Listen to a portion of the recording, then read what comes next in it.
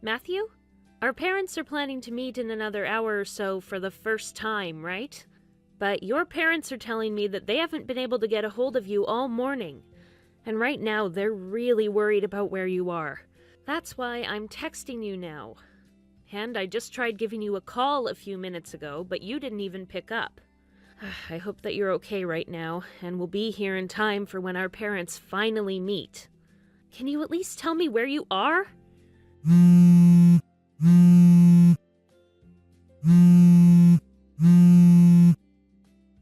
going to go and get my parents now and bring them out, so I'd better see you with your parents when it's time.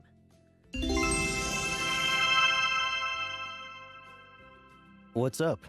Wendy? Ah, that's right. Today's the day we're supposed to be introducing our parents to each other. That's not good. Matthew, what the hell has been going on with you? You haven't been responding to any of us, and we've been worried sick. I'm sorry. I've been driving for a couple hours now and had no time to look at my phone. What? Are you on your way to come meet us all here now? Well, about that. I completely forgot that our parents are meeting each other today, and so I'm on my way to a ski resort to have a bit of fun for a couple of days. You're heading to a ski resort? The day before yesterday, you and I were literally on the phone with each other talking about our parents' meeting. You called me way too early in the morning, and I was half asleep talking to you. I don't even remember half of that. I was probably thinking it was some sort of dream. Sorry. Seriously? Well then, what are we going to do about today? The only option now is to cancel the plans we made. This isn't something that I can just cancel right now. We are supposed to all be meeting right now, so it's way too sudden. And right now, we're here at the place we plan on getting married at, so I was hoping this would be a great place to have everyone meet and chat. But listen, when it comes to you and I getting married, we're going to need the permission from our parents to do that first, right? Having them all meet and talk about us getting married at the place we want to have our wedding at is a bit too crazy for my parents. I don't think it will leave a good impression. But canceling this whole meetup right when we're all showing up is even more crazy, and neither of our parents are going to approve of that from you. Ah, that's a good point. And what's even worse is that you already reserved that place for the 6 of us to have dinner, so canceling now means you'll still have to pay. But hey, you don't have to get too worried about the hefty price for canceling, because our parents can handle it for us. You shouldn't even be thinking of that right now, Matthew. It's not about the money, but the fact that you forgot about this very important plan and aren't going to show up for it. Yeah, I'll take care of paying for that place so you can stop worrying about it. You know that marrying me means you'll be getting a lot of money from me, so you don't have to get so upset over something as cheap as that place. What? You think you'll be bringing me a lot of money in this marriage? What are you talking about? No matter what you try and do about today, I'm already way out of town and won't be able to come back in time to see you all. If I turned around right now, I'd be back in town later tonight, which is way too late, right? Seriously? By the way, why the hell did you even go on a ski trip today anyway? Even if you did forget about the meeting our parents and us were supposed to have today, isn't it a bit too sudden for you to be going on a trip like that without telling me? Right, well, I chose to go on this trip pretty quickly. Originally, my friend was planning to go on this trip with another one of their friends, but that friend ended up having another plan get in the way, so I was invited to go last minute. My friend said that instead of having to cancel the whole trip, it'd just be easier to have me join. And so, instead of looking at what plans you already had for today, you just decided to tag along with that friend without any second thoughts? I'm sorry. But since I'm on this ski trip right now, we'll have to do this whole parents meeting thing another day. Another day? Aren't you being just a little too careless about our relationship right now? But I'm saying you don't have to get so worked up over what happened. I'm your fiance, and I'm saying that it's going to be fine, so you shouldn't have any complaints, right? Right. That's the kind of person I should have expected you to be. All right then. I'll tell our parents that you're not going to be making it here today. And I'd like you to sort all of this out with your parents later, okay? Okay. I'm so close to the resort now, so I'll see you later.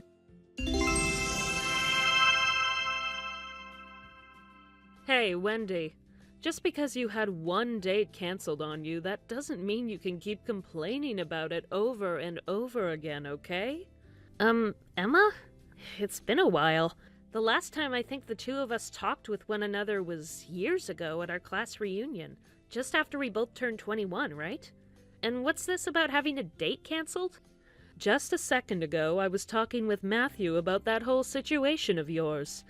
I am finally able to go on this ski trip with him, so can you stop getting all upset with him and in the way of our trip? What? Hold on a sec. What? The person that Matthew said invited him out to go to that ski resort was you? Yeah, it was me. Is there anyone else on that trip with you guys? Nope.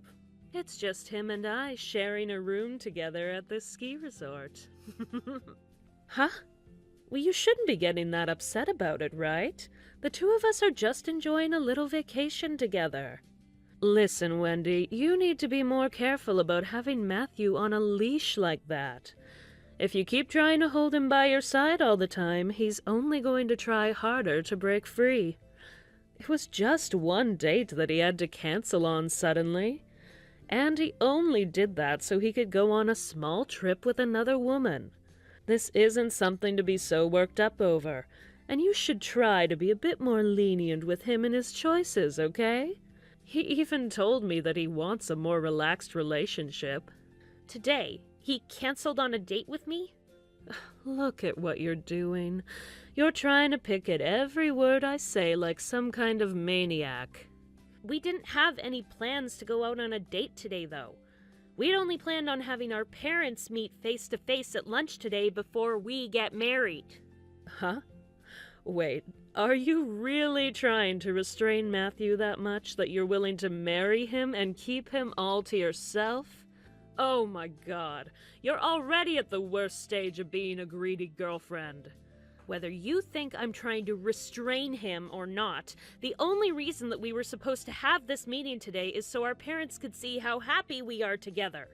But to tell you the truth, our whole relationship started because his parents introduced me to him. Huh? Emma, I've known you as the type of girl that finds joy in stealing other women's boyfriends and playing around with their feelings. And I'm sure that even this time, you plan on doing exactly the same thing with Matthew. But Emma, you are an employee for one of the companies that Matthew's dad's company works together with, right? So, based on your position within that company, you're going to start a very bad situation between everyone involved. Wendy, why didn't you say something about all of this earlier to me? Your grandpa? He's one of my dad's company's biggest shareholders? Well, if that weren't the case, would you not be texting me right now?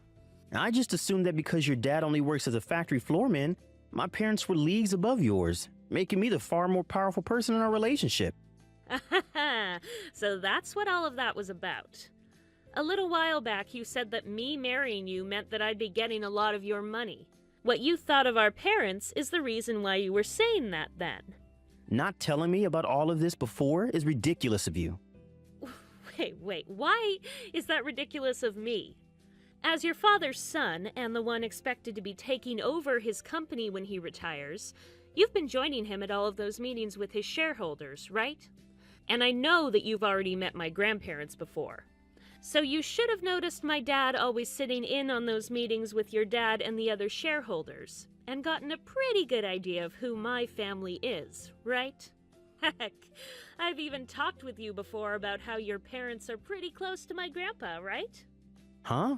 Did you know that I am also aware of your dad's company needing me to marry you to save it? At the moment, his company isn't doing so well, but your dad thinks that by having me marry you, it'll help make his company look more suitable for my grandpa and other shareholders to put more money into. Well, all of that aside, you have really messed up, Matthew. While we were supposed to have a very important lunch with all our parents finally being able to meet, you went off to a ski resort, leaving us all behind, and proceeded to cheat on me. In other words, showing me that you don't want to marry me. That's not good, Matthew. I'd like you to hold on for a couple seconds. I'm sure that you're even aware that us humans are not perfect, and every so often we can act on our bad consciences, right? So, I know what? Well, I didn't mean to actually do any of that, and it was just a slip-up. if you're waiting for me to say that I'll forgive you, or that I'll forget something like this ever happened between us, you're going to be waiting a very long time. Wait, Well, if that's not it, then what should I know, Matthew? well, if you don't stay together with me and get married, then my dad is going to let my older sister have the company and I'll get nothing when he retires. So please, Wendy, can you please stop thinking that I don't want to marry you anymore after what happened? I'll even be willing to pay you some kind of settlement, and as for Emma, I'll make sure that things between me and her look like they never even happened. Don't worry, as I already know that you'll be paying for whatever settlement I ask for. And as for Emma, you can continue whatever shallow romance you had with her. Then this means you're going to forgive me, right? That's not at all what any of this means. By the way, Matthew, wasn't it already known that your older sister would be taking your dad's place after he retires? I could have sworn that's what everyone had been talking about in those meetings before. What? I never even heard from anyone about you being the one to take your dad's place as the CEO of that company. And even my grandpa is saying that he's going to have your sister take his place. Huh? And now that I've mentioned that, there is some bad news for Emma as well. Emma is an employee for one of the companies that works together with your dad's company as a customer, and the news of her having a secret relation with you, even though you have a fiance, is beginning to spread. And what's even worse is the money used to take you both on that little ski trip was money from the company she's working for. The company is now asking for her to stay home and not come into work as they investigate what's going on. You know about that as well? Well, if you're willing to cheat on me with one of your dad's customers' employees, then I don't think you even have a chance at becoming the next CEO. What's going to happen to me then? Don't try asking me a question like that, because I have no clue. But just know that the two of us are no longer getting married. I'm going to have a lawyer begin talking with you about the steps following this, so make sure to keep your eyes and ears open for when they come to talk to you. Are you kidding me? Are you not even going to bother giving me one more chance to make this all up to you? Actually, I've had enough of being your fiance and girlfriend. What you've done this past week or so has really worn me and my emotions down, and I just don't have it in me anymore to be around you. So there's no reason for me to give you a second chance. And even now it's killing me to have to text you. Wendy! Goodbye, Matthew.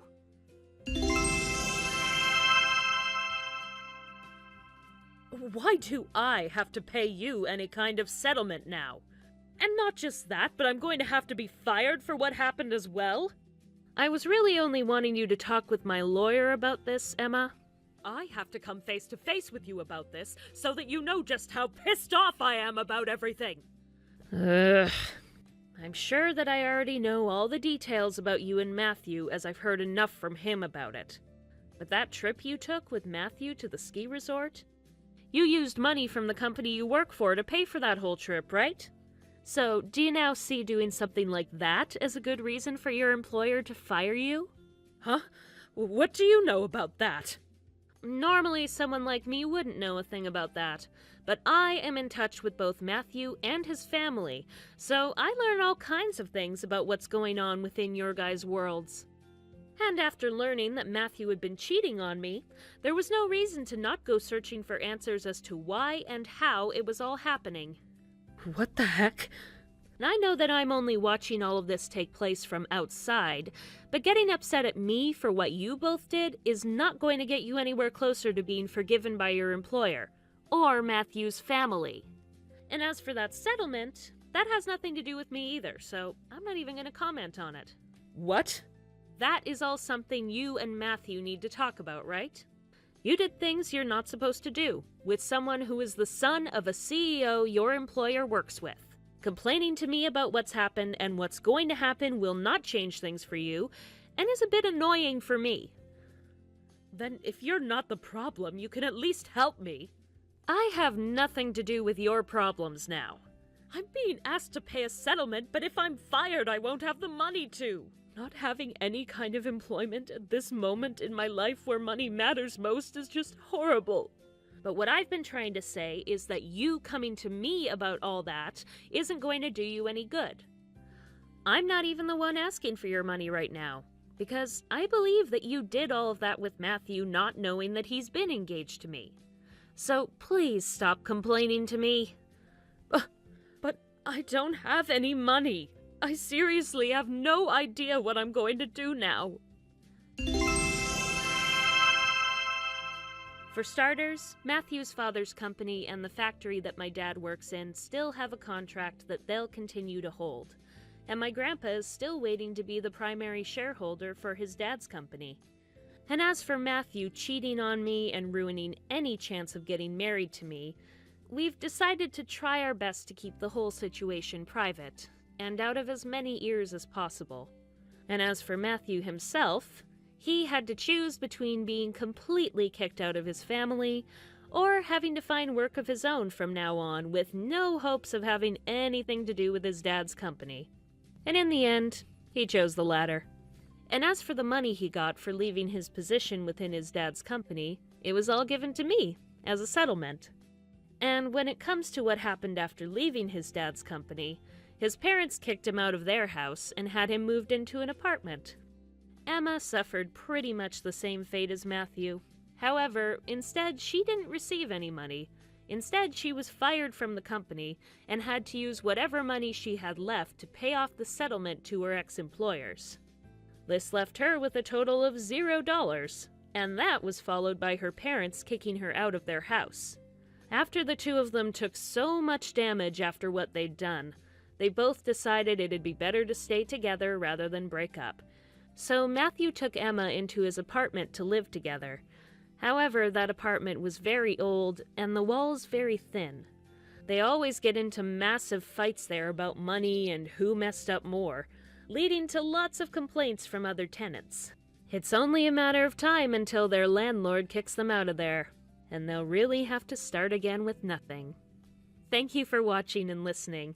We hope you enjoyed the video. Don't forget to like this video and subscribe, and also feel free to leave a comment about what you thought of the story. We look forward to seeing you at the next story.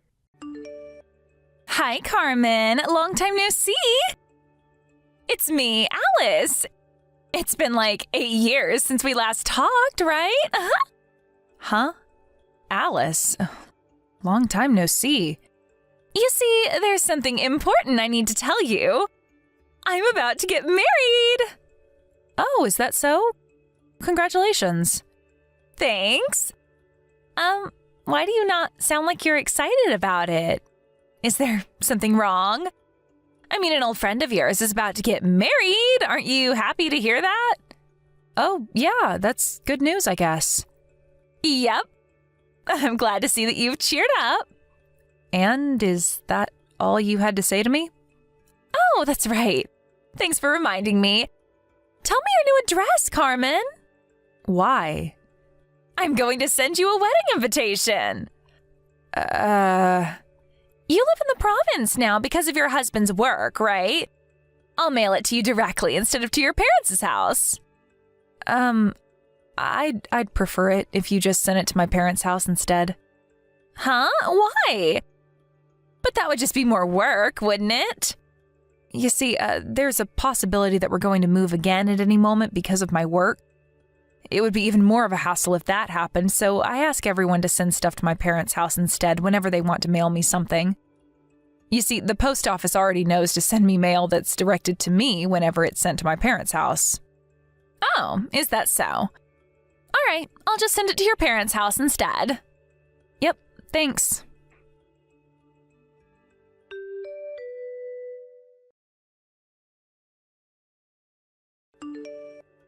Hi, Alice. Can you talk right now? Oh, hi, Carmen. You should have received the wedding invitation I sent to you by now, right? I'm looking forward to seeing you there. Are you sure the date written on the wedding invitation is correct? It's not some sort of printing error, right? Of course it's the correct date. I made sure myself that there were no mistakes on the wedding invitations. Why do you ask? But it says that your wedding is going to be this weekend. This has to be some sort of mistake, right? I mean, that's only 2 days from now. Yep, that's not a mistake. Huh? What do you mean, yup? But you say that like this is completely normal. Huh? Do you have any problems with this weekend? You can't just invite me to your wedding so suddenly. I have plans as well, you know. Besides, I'm going to have to prepare for your wedding as well, aren't I? And it's not like I live nearby to where you're going to throw your wedding ceremony either. This is halfway around the country.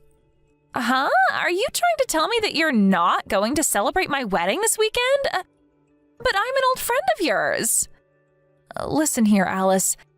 I live quite far away from our hometown now. Are you going to pay for my travel expenses for me to get there? Huh? Don't you think that's a bit too stingy? If you have any intention of celebrating my wedding, then it's only natural for you to not care about the expenses and come to my wedding no matter what. That's not what I'm trying to tell you.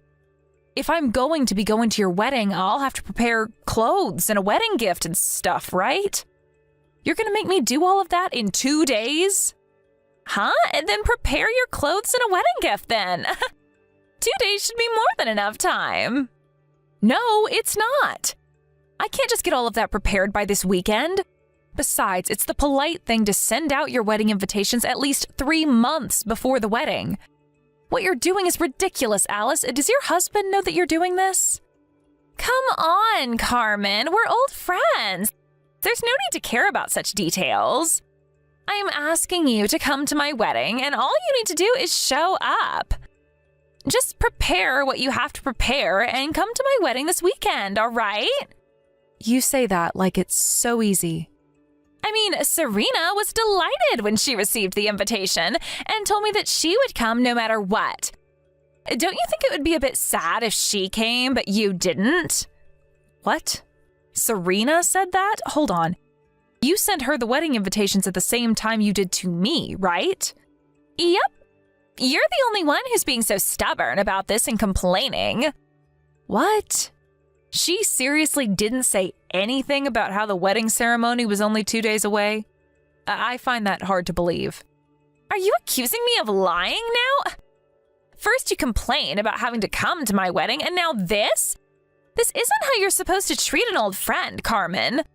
Now, you're going to have to come to my wedding, otherwise I'll never forgive you for this. Besides, a lot of our other classmates are going to be coming as well, so it's going to be like a reunion party. I really don't understand what you're so upset about. It'll be fun. All right then, I'll be seeing you this weekend.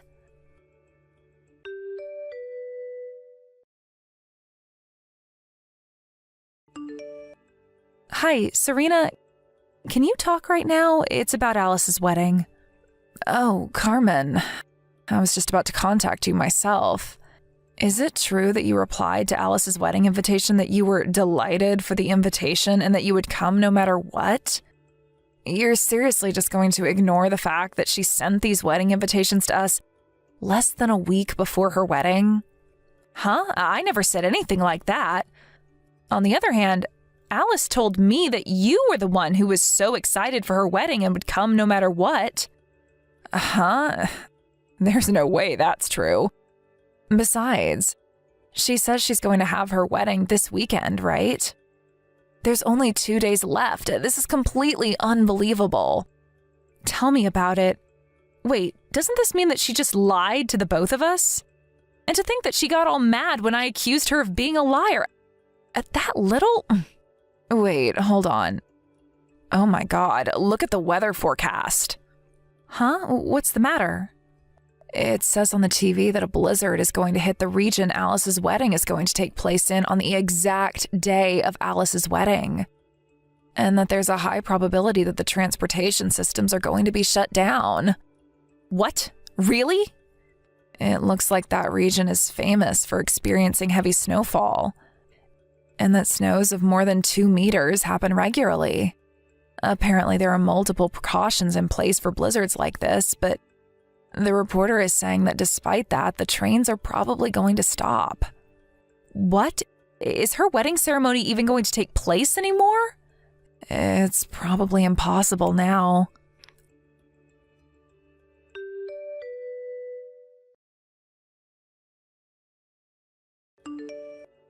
Carmen, you're on your way to my wedding, right? Huh? Hold on. Are you really going to be hosting your wedding ceremony in this weather? This blizzard is so strong that the authorities there are telling the locals to stay inside. Also, most of the trains have already stopped, apparently.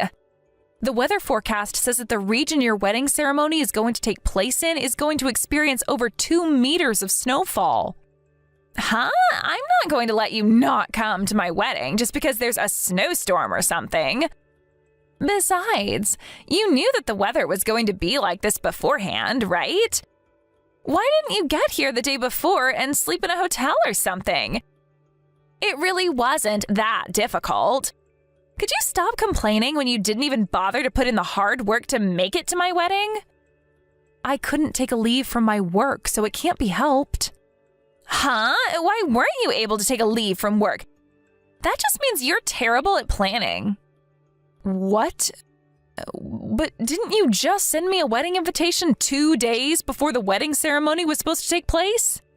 I don't want to be called a terrible planner by someone like that.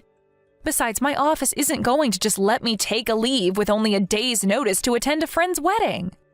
So this is kind of your fault for sending out these wedding invitations this late. What? You're saying this is my fault? A true friend would drop everything and come to my wedding even if their company was saying they couldn't take a leave.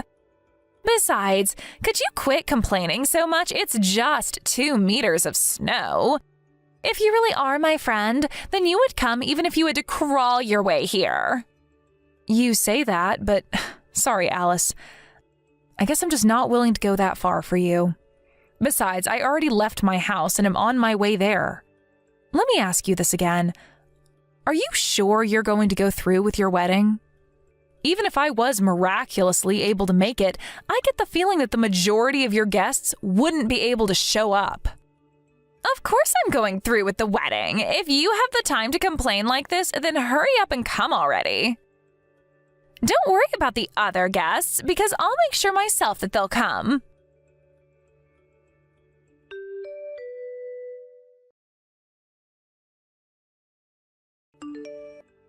Hi, Carmen. Hi, Serena. Are you on the train right now? Yeah, to be honest, I don't think I'm even going to be able to make it to that region before her wedding is over. But if I don't at least show her that I tried to make it to her wedding, it's going to be even more of a hassle later on. I see. So this is what it's like to be an old acquaintance of Alice, who used to be called the Queen of Selfishness back in school. Your families are acquainted, right? Which means that it was difficult to reply to her invitation saying that you wouldn't come, huh? Yeah, that's basically it. Seriously, who would voluntarily go to her wedding? Oh, I remembered what I wanted to tell you. I found out about why she sent those wedding invitations right before her wedding ceremony was supposed to take place. Why is that? Apparently, she sent a fresh batch of wedding invitations, mostly to people that she met after she graduated high school, but apparently 90% of them replied saying that they wouldn't come. What? Seriously? Well, it is Alice we're talking about. Yeah, one of our underclassmen from high school who went to the same college as Alice told me about it. I see. So she sent a second batch of wedding invitations right before her wedding to people like us who knew her from middle school and high school to make up for the lack of guests? I don't understand why she had sent it that late, though. Maybe she sent the first batch of wedding invitations 2 weeks before the wedding instead of 1 week. I guess this is what happens when the Queen of Selfishness shows people why she's called that in the first place. I'm just so glad that despite all that, you're coming to this wedding with me. I mean, I can't just let you go on your own to who knows where in this weather, right? Well, it's not like I actually expect to be able to make it there anyways. I'm just pissed that I have to spend all this money on tickets for the Shinkansen. The problem is how we're going to get there once we get off the Shinkansen at Tokyo Station and meet up, right? The weather in the central region is fine, so we'll be able to get to at least there, but... Yep. I doubt we'll be able to get any further than Tokyo.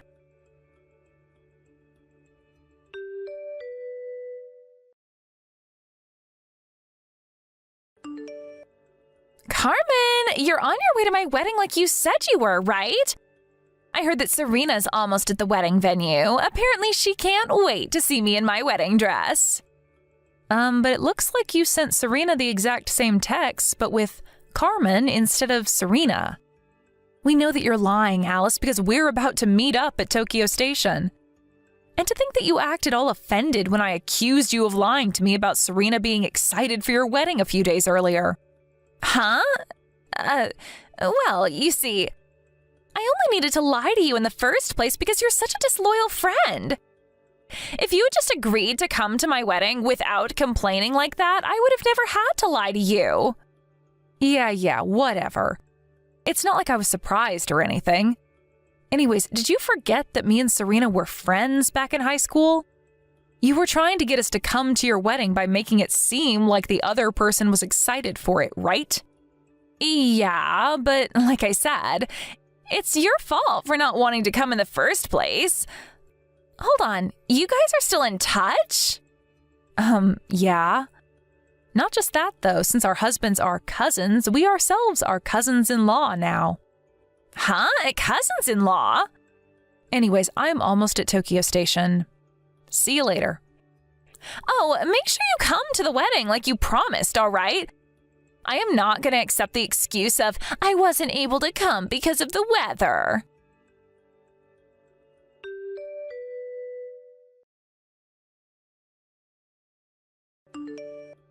Hi, Alice. Me and Serena just met up at Tokyo Station. What? You're still at Tokyo Station? But at this rate, you guys are going to arrive right as the wedding ceremony starts. I'm not going to let you be late to my wedding ceremony, all right? I'm an old friend of yours, so you can't just do something like that to me. Well, you see, the Shinkansen that we were supposed to get on to go to the region your wedding ceremony is going to take place in isn't running. It won't go past Tokyo Station. Huh? Yeah, and they're saying that it's not going to run anytime soon either. Huh? You're joking right now, right? Sorry, but it looks like we don't have the means to get to your wedding ceremony anymore. We won't be able to get there by today, no matter how hard we try. But that's going to be a huge problem for me. What? Oh, so is the majority of the guests you invited unable to make it as well or something? Yes! To think that I was looking forward to being able to throw a romantic wedding ceremony in the snow. I had decided already that I wouldn't postpone it no matter what. But most of the people that I invited said that they won't be able to come anymore because the transportation systems have been shut down because of the blizzard. Even the people who were planning to come here by car can't anymore because the roads have been blocked with snow. Well, I guess that's only to be expected. At least you and Serena come to my wedding, please. But I just told you that that's impossible now that the Shinkansen has been stopped. I'll give you a wedding gift if you want, if you tell me your bank account. We just can't get past Tokyo Station anymore, at least for today. But...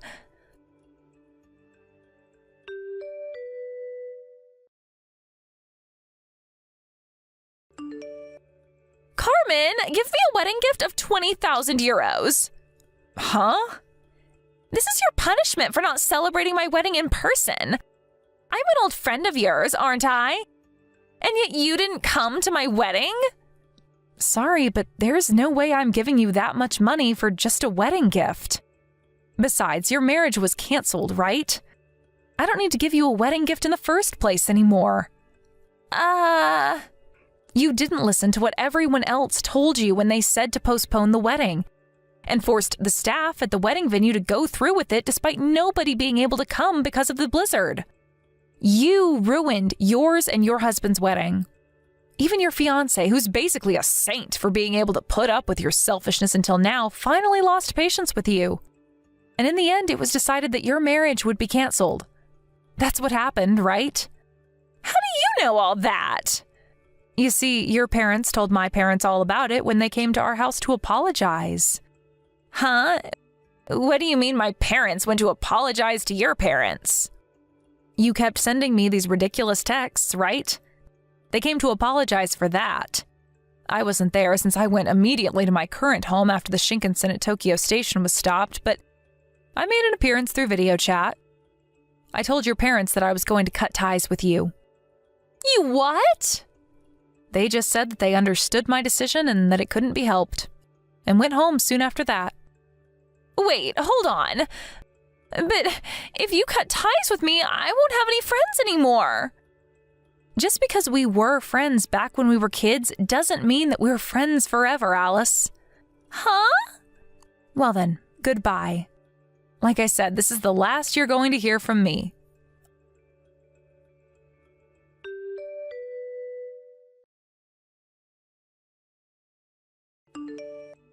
I was a bit confused as to why Alice suddenly asked me for 20,000 euros as a wedding gift, even though her marriage was cancelled.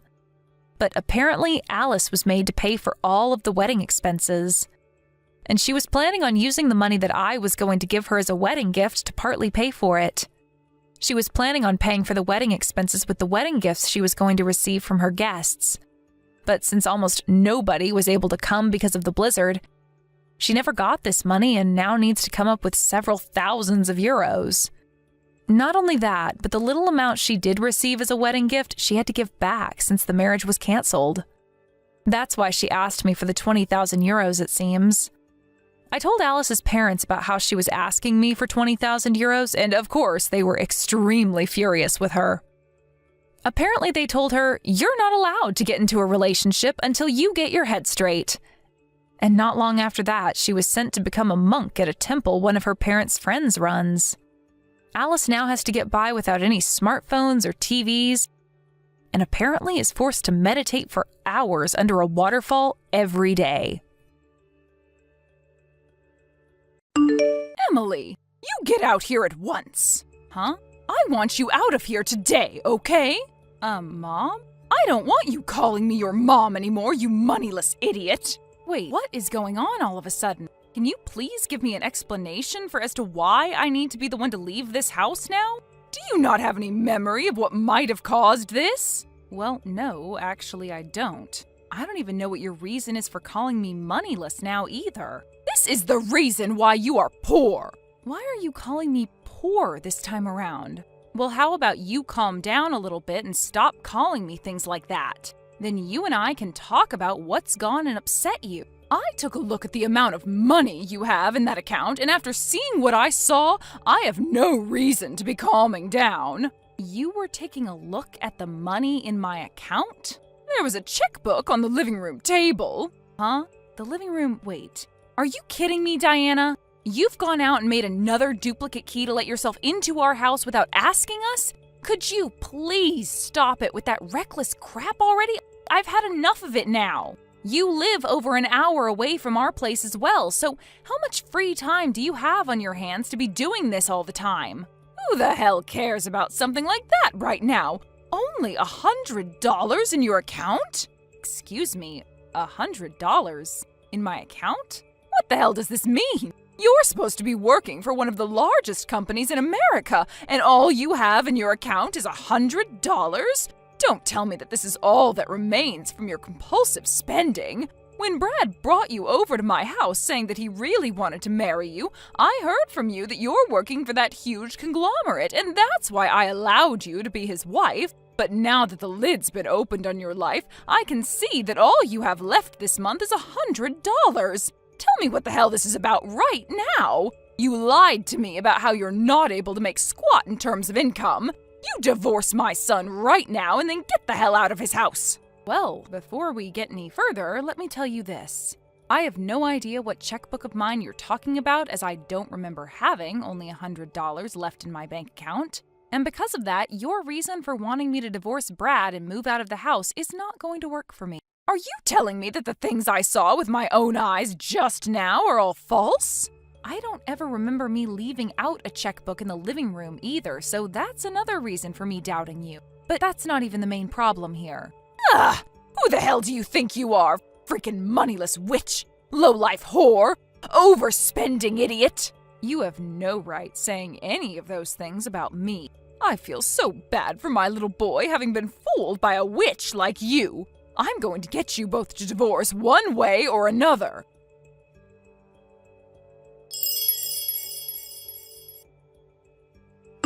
Brad? Did your friend's wedding finish up and everything? Yep. Right now we're all taking a break right before the after party begins. What's going on? Your mom has gone ahead and made herself yet another duplicate key for our place. What? I'm sure you were really enjoying yourself, so I'm sorry to have to bring this up now. No worries. I'm actually really happy you're telling me about this right now, so no need to apologize to me. But that last time she broke into our house, we took the key away from her, right? I know that. I even saw you doing that to her. But once again, she's gone and come into our house without our permission. Seriously? How many more times is she gonna make duplicate keys to get into our place? Tell me, what did she do this time while she was there? Did she throw out your cooking again like before? Or did she go through the kitchen cabinets and break all the dishes like last month? She found a checkbook in the living room with only $100 in its account. Huh? She said it was sitting on the living room table. Brad, do you know anything about it? Well, yes, I do. That was probably my checkbook, actually. Wait, really? Well, you remember how I was changing banks, right?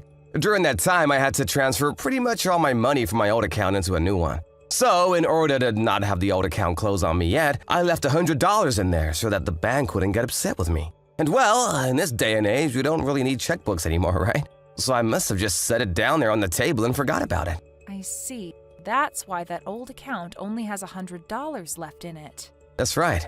And as I was on my way to the wedding this morning, I was looking for a gift bag to put the present I got my friend into, and so I was shuffling through all the drawers trying to find one.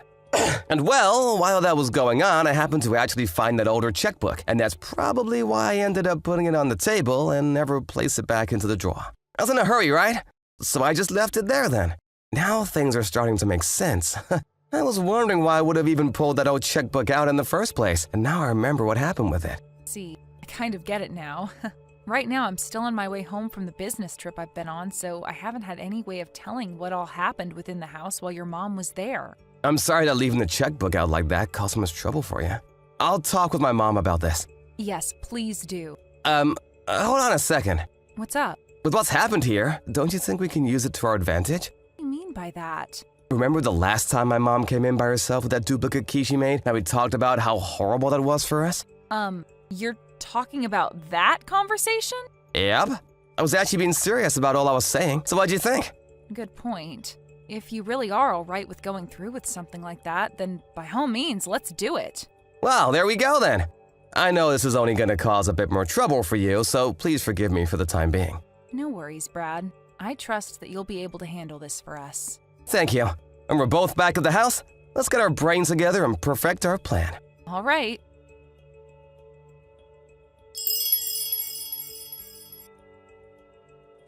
Emily, I'm sure by now you've started to come around to listening to what I say, right? I saw on the living room table a couple of divorce papers, and on them were yours and my son's signatures. Huh? Diana, once again you've come into our house without our permission. This is not about that. What this is about is you getting divorced from my son, right? I think me talking to my son about how you only have $100 left to your name in that account really ticked him off. I see. So you told him about that then? Well, then you must be aware of this. That happened to be your son's checkbook that was on the table. Stop lying, you moneyless witch! Ugh. I'm not lying to you right now, though. The fact that you're blaming me over something like that without even checking the name on the checkbook first shows me a lot of warning signs about you. And Brad was saying the same thing you are now, trying to cover for you overspending all the time on yourself. But seeing now that there is divorce paperwork all filled out on that table from you two, my words to him finally worked their magic. And the reason they finally worked is because I'm right. So you, being the moneyless freak that you are, need to hurry things up and leave my son. Is that right? Well, this was supposed to be my final warning to you. Warning? You don't seem to care at all about your son and only want what's best for yourself since you're not even listening to what he's been trying to tell you. Huh? Well, I've had enough, and I am no longer going to try and tell you off. Goodbye. What the hell are you talking about? Well, whatever. You guys are already getting a divorce now, so I don't give a crap what happens to you after. I'm looking forward to seeing my son come back home to me again after this. I'm going to clean his room up right now for him, so that when he comes back to me, he'll have a lovely room to sleep in.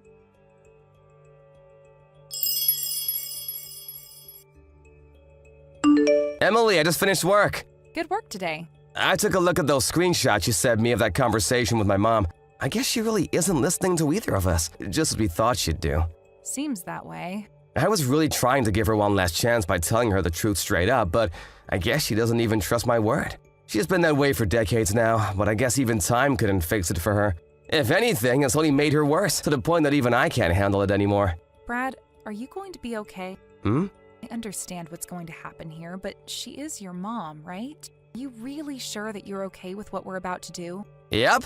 And you really don't have to worry about me because I'm all for this. Actually, this has a boatload of benefits to it, and I'm gonna feel amazing having her out of my mind once and for all. I think I can finally understand what my dad must have gone through with her that made him run away like that. She is really not good for anyone to be around, that monster. The kind of monster that thinks only about herself, no matter the outcome. Yeah. Emily, thank you for checking up on me there. But I'm totally set with what we plan to do, so don't worry. All right. Okay then. Now, I'll see you at the new place. Yes. I'm leaving the house right now.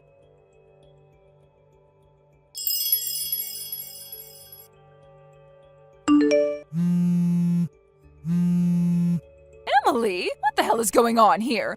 You were supposed to be leaving my son once and for all with that divorce, but my son has still not come home to me. So I went over to that house to see what was going on, but my frickin' key isn't working anymore. And on top of that, your neighbor is telling me that nobody's been living in your house for a while now. Where the hell have you and Brad run off to? I want my Brad back right now!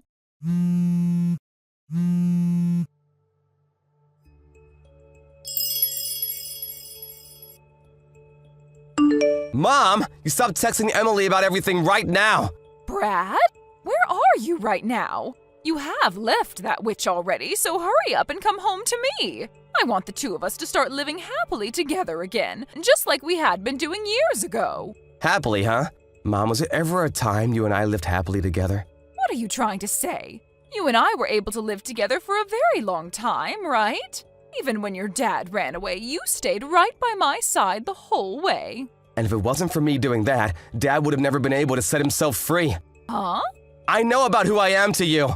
You forced Dad to impregnate you so that he'd have to marry you, and the baby that you forced happens to be me, right? Huh? Wait, that's, And because of that, Dad, who has been so scared of you the whole time we lived together, was never able to flee. But Dad had a plan, and that was to one day use me as bait to get himself time to leave the house without you ever being around to stop him. And that's why in the end, he was able to get away, and I was left with you, with nowhere to run myself. what did you say? I'm far older now, and all of that is nothing I need to worry about anymore. You don't need to worry about it? I have a wonderful woman by my side now, my wife, and she happens to be someone that I never want to lose, no matter what. What? What are you talking about right now? You already divorced her, and the only woman you need to worry about now is me. We didn't get a divorce. Huh? The divorce papers that you saw on our living room table were all fake. Fake? You were the one that came into our house without permission and started to go off on Emily saying that the checkbook with $100 was hers and that she needed to leave me for good. So we wanted to see how you treat Emily if we place fake divorce papers down for you to walk in on. We also wanted to see how you react to me trying to tell you the truth about the checkbook, but you never bothered listening to me. And well, we found out in the end how you'd react. Things turned out the way we didn't want them to with you, to the point that all we could do was laugh. Brad? I'm done being your son. What? I like to think of us moving to a new house without ever telling you as a first step, and me not being your family anymore, please. What the hell are you saying to me? Wait, don't tell me that witch is so upset about me finding out about the $100 she had left that she's forcing you to say all this to me and run away. Don't worry. I'll get you a lawyer and everything, and we can sue her butt. I told you before that the $100 checkbook was mine, right? And you should be aware that it was my name printed on the front of that checkbook, right? Well, you totally ignored my name on it and blamed Emily as though she used all of her money up on herself and then asked for her to leave me. But for someone working for that large of a company to use up all her earnings to have only $100 left. I'll tell you one last time. That checkbook with only $100 in it is mine. And I explained to you before what that checkbook was and why it only had $100 in it, right? Fed that you're acting as though I never told you any of this. Do you have any idea how I'm feeling about that? Brad? No, there's no point in trying to talk with you anymore. So we're done here. Huh? This is me cutting ties with you. Wait! Stay the hell away from us forever.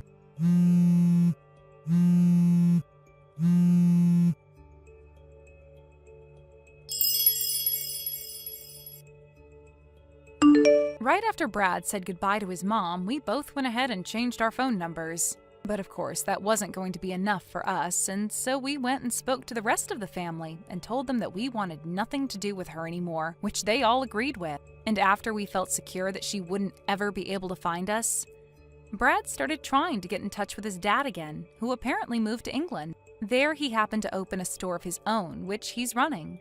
And when Brad got in touch with him again, his dad asked him to come out there and help with the business. As for myself, I asked my company if I could start working remote from England, and they agreed to my wish, as long as I came back once a year for a planned meeting. A little while after we had moved out of the country, Diana heard from somewhere that her son and his wife had moved overseas. At that point, when she thought she'd never be able to give up, she stopped. I guess the knowledge that she could literally not get to us now without a plane ticket really got into her thick head. She's gone and settled down now and has moved into a retirement home where she's going to live the rest of her life now, since she has nobody left to come and take care of her. Neither Brad nor myself ever saw something like moving to England as ever being a part of our lives, but I think that it's really been the best choice we've made as a couple. I no longer have the fear of ever having to see his mom again, and he finally has been able to reconnect and work with his dad that ran away from him so many years ago. In hindsight, having Diana act as a complete lunatic around us was a blessing. And I hope that she ends up in as good of a place as we're in someday. Thank you for watching and listening. We hope you enjoyed the video.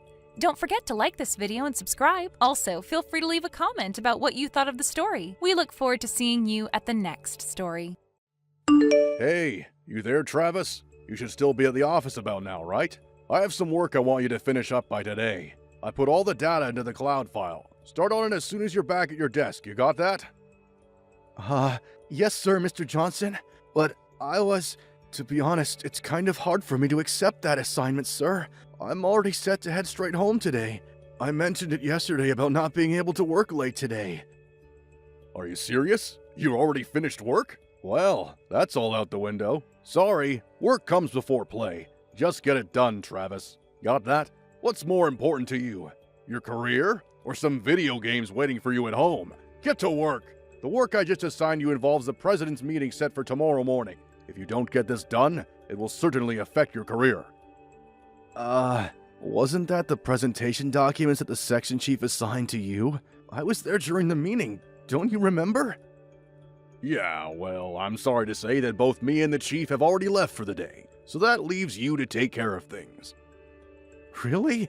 Can't you get someone else? Like I said, this is material that's needed for the president's meeting tomorrow morning.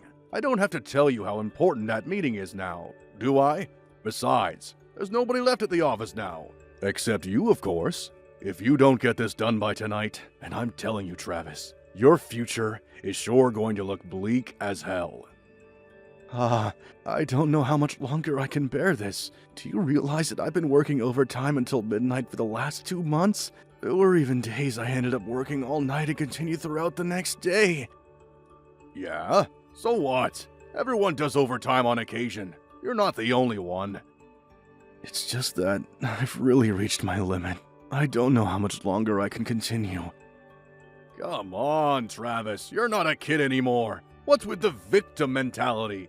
You work for this company, and we pay you a salary, for God's sake. Stop whining and get to work, would ya? The longer you wait, the longer you won't be able to go home. Yes, Mr. Johnson. I'll get on it right away.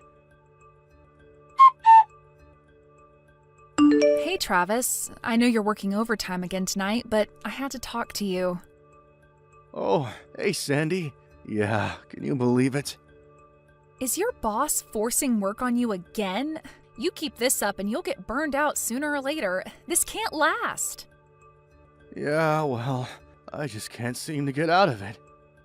This whole mess, it's all completely my fault, right? I'm really sorry. It really was not my intention. What are you saying? This is not your fault, Sandy. It was all Mr. Johnson and that section chief, Mr. Blaine's fault.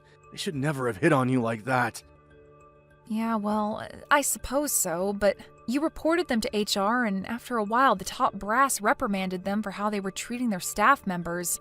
Not really naming you specifically, but they knew, of course. Well, long story short, I was forced to resign. Isn't this whole mess making you work late hours payback for, as they would probably put it, snitching on them, right? I know you tried putting in a request for transfer to another department and even another branch office, but there's no guarantee when that will happen. I'm really sorry I got you into this mess, Andy. Please, Travis, don't worry about me. I'm fine. It's you I'm worried about. Just don't push yourself too hard. I don't want you overdoing things. Just so you know, I'm working too, and you can just quit and find a new job. You've got plenty of potential. My dad was really worried too. Hey, Travis, you okay? Have we been cut off or something? Are you seeing this text? What's up? Are you there? Did something come up? Are you back working? Travis, answer me. Hey, Travis, you seeing this? I heard you were taken to the hospital. What the hell are you doing? You just dumped that work I assigned you. Those documents for the president's meeting today. Are you out of your mind? You really think this kind of scare tactic is gonna change anything? I mean, calling an ambulance while working overtime. Trying to highlight your ill treatment or something? Well, it isn't gonna work, buddy. According to the doctor, they say it's exhaustion. More like weakness, if you ask me. How can you become exhausted just for working a few nights of overtime? Stop your belly aching, Travis. You're such a fuss spot. Get a good night's sleep, and you'll be fine, for God's sake. It's my job as your immediate superior to discipline irresponsible employees like you. Show you how things are done around here. I'll stop by the hospital tomorrow morning with your laptop. If you don't want to get fired, I suggest you get to work, buddy. Hello, Mr. Johnston. It's been quite some time, hasn't it? Hasn't been long at all. Something wrong up there? You in the psych ward or something? We just talked at the office yesterday. This is Sandy, Travis's wife. You remember me, right? Say again? Sandy? Yes, I don't know your line address, so I'm replying to you on my husband's phone. I hope you don't mind. Sandy, I didn't expect to hear from you. You took me a bit off guard there. I didn't realize you were so impatient to talk to me. I don't blame you. So, I guess you thought it over and came to the conclusion that I was the better option, huh? Kinda late for that, but still. Aren't you a little worried of leaving a record of our intimate conversation on your husband's phone? Not worried of the consequence, huh? Which means... Would you stop forcing my husband to work every night? Huh? What are you talking about? I'm not forcing anybody to do anything. That ambulance? That was all my doing. I called them last night. You called them? Why'd you go and do that?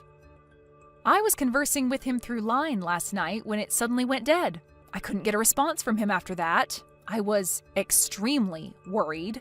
I called security and asked them to check out his office on the 3rd floor where he was working late last night. After some time, they made the rounds and a security guard found my husband on the floor, passed out cold. Wait a sec. I was not aware of that. This is not my fault, you got that? Don't blame this on me. The only reason he was working late is because he's slow. He's always taking a break and wasting precious time. He's got to work overtime. It's his own damn fault. Do you really expect me to believe you and Mr. Blaine? The two guys who were joking about sharing me? How can I trust what you guys say? You're not blabbing about this nonsense to other people at the office, are you? We don't need groundless rumors spreading. I've refrained from expressing my true opinion regarding how you've treated us, but this has gone far enough. I know this is all about giving you the brush off. You're just getting back at me, aren't you? Excuse me? How could you say that to your boss? You're not my boss anymore. You're twice as old as my husband and I. Don't you think it's a little cringeworthy for a middle-aged guy to be salivating after a young woman? A former staff member? You little ungrateful sneak! All I was trying to do was make office life easier for you, so you can do your job. To take you under my wing and teach you the ropes. That's all. Really? That was your intention? You seemed like you wanted more than that. That's why I refused. What was so wrong about that? I did my job properly and on time. There was nothing to fault me for. You think you're going to get away from insulting me like that, you spoiled brat? I've talked to my husband already. I'm recommending that he resign. What? Are you serious? Goodbye, Mr. Johnston. You really have nerve. You know that? You're just going to convince the guy that you rely on to live day and day to just up and quit, huh? Yeah, right. You do that, and you guys will be left homeless and penniless in no time. Good luck with that. You really screwed up, Sandy. I thought you were a bit attractive, and I thought I would give you a chance. But you decided to throw it all down the drain. I can't figure you out. But do as you like. I don't give a damn. Good morning, Sandy. Are you up? I just took a look at my smartphone. I didn't check it since 2 days ago. I see you had a little conversation with Mr. Johnson. Didn't go all that amicably, it seems. Yeah, right. Not a real friendly conversation, I suppose. I saw your phone on the bedside table and I was going to turn it off. Then I saw all those message notices on there that I just had to see what it was about. Could have been an emergency. Well, it was all Mr. Johnston. He was trash-talking you as usual, and after reading it, I just couldn't take it any longer. I just blew a fuse and just let my feelings out. I'm sorry. Don't be. When it comes to my well-being, you always tend to blow a fuse. I'm really sorry, Travis. I really shouldn't have gone off on him like that. Without first talking it over with you, but I just can't stand that guy. Don't worry about it. No problem. Actually, I'm thankful for what you did. Huh? You're okay with it? He was here earlier. He stopped by to drop off his laptop. Why'd he do that? He said I had a lot of time on my hands while I'm here, so he told me to get to work on some urgent documents. Wait, what? Are you serious? He was there this morning? Relax, Sandy. How can you be so calm, Travis? You're recuperating from exhaustion, for God's sake. And he's making you work? That guy needs a little more talking to. Yeah, right. But all the same, relax. Because you told him off, he made the mistake of handing me some helpful materials for my payback plans. Huh? What's the laptop got to do with your paycheck plans? You'll find out soon enough. I know this is all hard on you, but give me a bit more time, would you? Yeah, okay. If you say so, Travis. I'll leave it to you. But just don't do anything rash. You got that? Yeah, I know. Thanks, Sandy. Hey, Travis, are you still faking that exhaustion charade? About that assignment I asked you to finish up. I thought I told you to complete that by morning. I was expecting it to be uploaded to the cloud file, but it's nowhere in sight. What's going on, buddy? I'm having a meeting in an hour. I need those files. Do your job, for Christ's sake. Good morning, Mr. Johnson. I went all the way to the hospital to drop off my laptop, and this is the thanks I get? You lazy bum! I'm sure you noticed, but I'm lying in a hospital bed right now. Yeah, I can see that, but all you're doing is sleeping. You can move those fingers and tap away at that keyboard, can't you? I had the forethought to take that laptop to you so you can get your work done and save your job. Can't you see that, for crying out loud? I'm very sorry about this, Mr. Johnson. I know you need those files, but I was ordered not to work and to get adequate rest while I'm here. Excuse me? Am I hearing you right? I'll give your laptop back to you later, okay? You better have someone else work on those documents. What the hell are you even talking about? I never gave you such orders, and Mr. Bain didn't either. Oh, I get it. Doctor's orders, huh? The doctor ordered you to take it easy and not work, is that it? Yes, as you say, the doctor did say that, but... These doctors, they always exaggerate these things. You know that. Just ignore the guy, would you? Yeah, but this is a request from the company, and I can't very well ignore a request from the company now, can I? Or do you want me to just disregard company policy? Like I said, I never gave such an order. Are you deaf now? This is a request directly from the president of the company. Hold it a sec. What did you just say? The president? The head of this company? That's right. The president, CEO of the company. He contacted me directly and ordered me to rest and not work.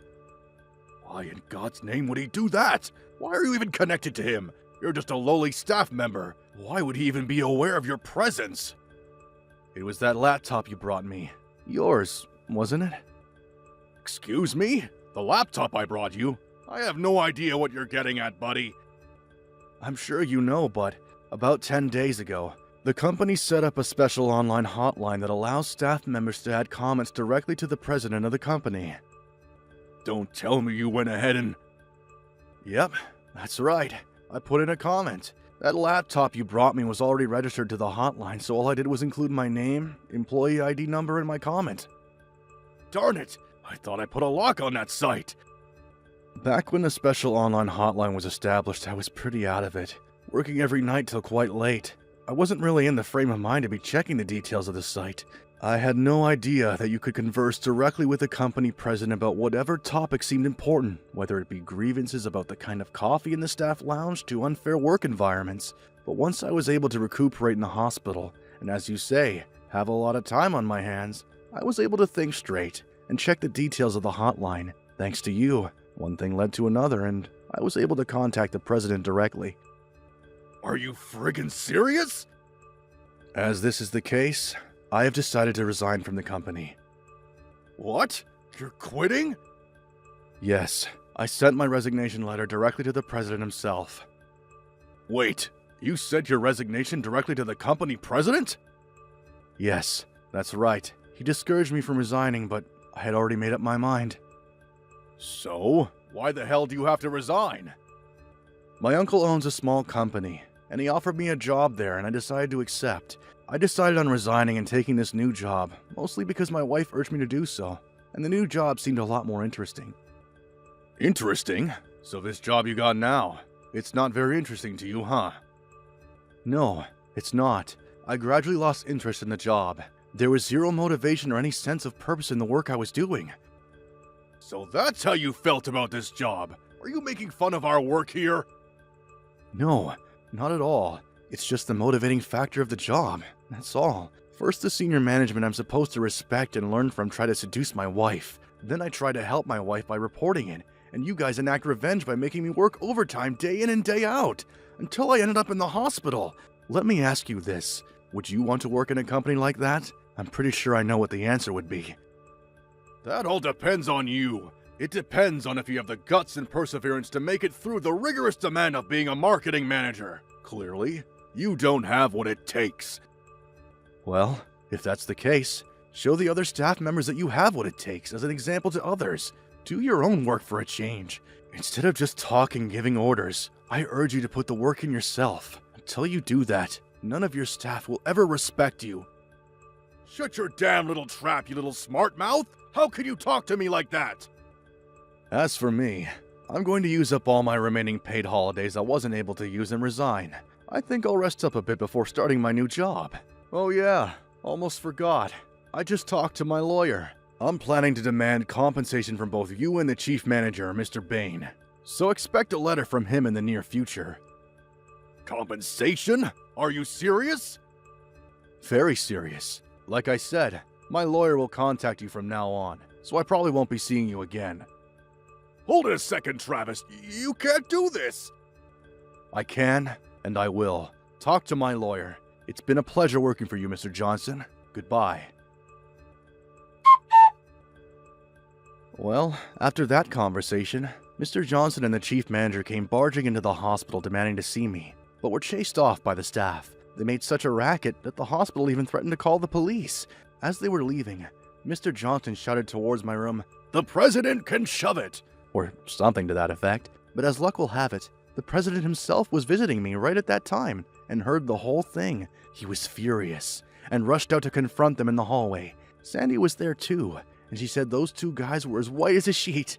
They were practically on their hands and knees apologizing. The president was so angry, he later closed that sales office for good. The other staff members were transferred to other branches, but Mr. Johnson and Mr. Bain were both fired. They tried to get another job elsewhere, but since the president had a lot of connections and pull in the industry, their efforts failed miserably. I heard Mr. Johnson is currently unemployed, but still has considerable debt hanging over his head thanks to me. I later heard he was married but got divorced shortly after this incident. Apparently, he's working various part-time jobs now to make ends meet. Not sure what happened to Mr. Bain. He paid the compensation and just up and disappeared. As for me, I'll be starting that new job next month. So until then, I'm taking it easy. Sandy took a few days off, so we're headed down to the beach over the weekend. Thank you for watching. Please subscribe and hit the like button. See you next time.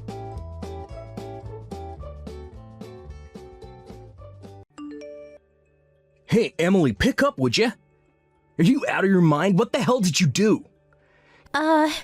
What are you talking about? Aren't you at your mom's place yet? Yeah, just got here a little while ago. What's up? Why are you so upset? Don't give me that. I know all about it, Emily. That $1,500 you send to Mom every month? She tells me that's for paying off your own debts. Is that true? Huh? I really have no idea what you're talking about. You deduct $1,500 from my monthly salary and send it to her to help her out. I asked you to do that for me, right? Yeah, that's right. She tells me that you're not sending her a dime. That you're using that $1,500 to pay off your own debt. How could you, Emily? I trusted you. Oh, wait a second. Can you back up a bit? I was shocked that you even had some debt, but using the money that's supposed to be set aside for Mom being used to pay off your debts, that is what's so unforgivable. Listen up, Emily. I want you to deposit all that money that you swindled from my mom, every last penny. You got that? What's the amount she's demanding? $1,800. You've been taking advantage of her for a year now. $1,500 per month multiplied by 12 equals $18,000. I want that money deposited today, Emily. She's in the kitchen right this minute crying her eyes out. She says she can't survive on her measly Social Security check. Oh, really? I didn't realize she was getting Social Security. What are you blabbing about?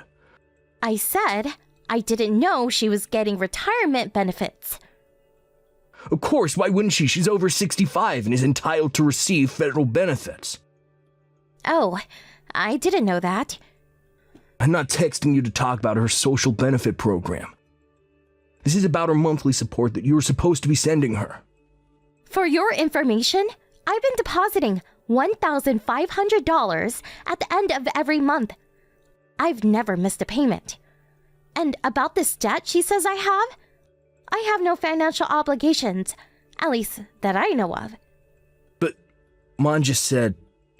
Let's just stop you right there, Mark. I mean, stop and think for a second. As you know, I work full-time at the office. And in addition to that, I do freelance stuff at home, which brings in $1,500 to $2,000 a month.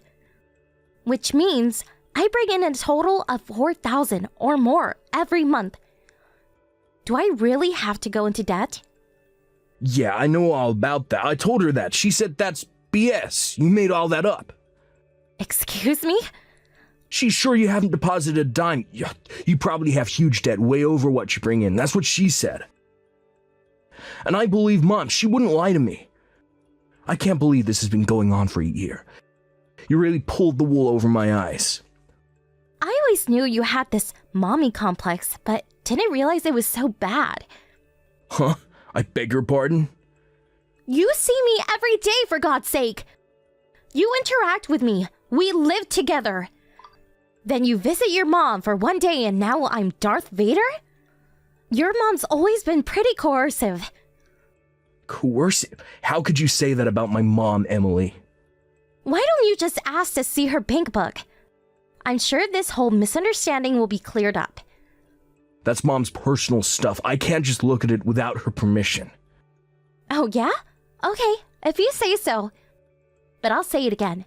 I have no debt, and I've been sending her $1,500 a month every month on the dot. End of story. No way you're gonna put one over on me again.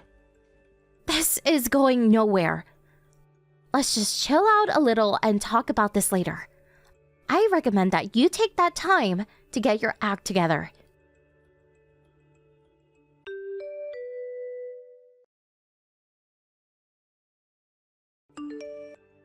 Hey, Mark. Are you serious? What's this? Divorce papers? Seriously? Oh yeah, sent those out yesterday. Got them all ready, huh? I'm sure you already looked them over. You do see my name down at the bottom next to the blank one, set aside for you, I take it. Yeah, I saw it. That's why I'm texting you. So, what the hell is this? Do I really have to spell it out for you? Those papers say it all, doesn't it? No need for an explanation. All I get from this is that you simply want a divorce. I'm asking why. That's all you're gonna get. Oh, I see. You've been cheating on me. Is that it? How could you say that? Where's the proof for that? See what I mean? This kind of mix-up always leads to these misperceptions. I need to know exactly why you want a divorce. Is that too much to ask? I'm surprised you don't know. Okay, I'll tell you. It's your despicable actions toward my mother and you keeping this from me, lying to me. Is this what's this all about? The money I was supposed to send your mom and that BS about me having some kind of debt? Don't tell me you still believe all this nonsense. That's right. Finally admitting to your wrongdoing, huh? I'm not admitting anything. All I'm doing is verifying why you want a divorce. That's all. Like I said, I'm not in debt. I don't even have credit card debt. And about sending your mother money, I did that as you asked. There you go, lying your ass off again. Anyway, I want that $18,000 that you stole from my mom. You're not getting away with that. I might as well be talking to a brick wall. All I'm asking is you give that $18,000 back. I won't be asking for any other compensation. You should be grateful that I'm such a nice guy. Okay, whatever. Just give me a little time then, would you? This is just so sudden. I need to get my head around what's happening. Yeah, well, I can do that little favor, I suppose. I know you need some time to get that cash ready too, so tell you what, I'll give you a week. How's that? That money is probably quite a blow for someone who has a huge debt to pay off, but this is for my poor old mom. And I'll tell you right now, I'm not backing down, just so you know.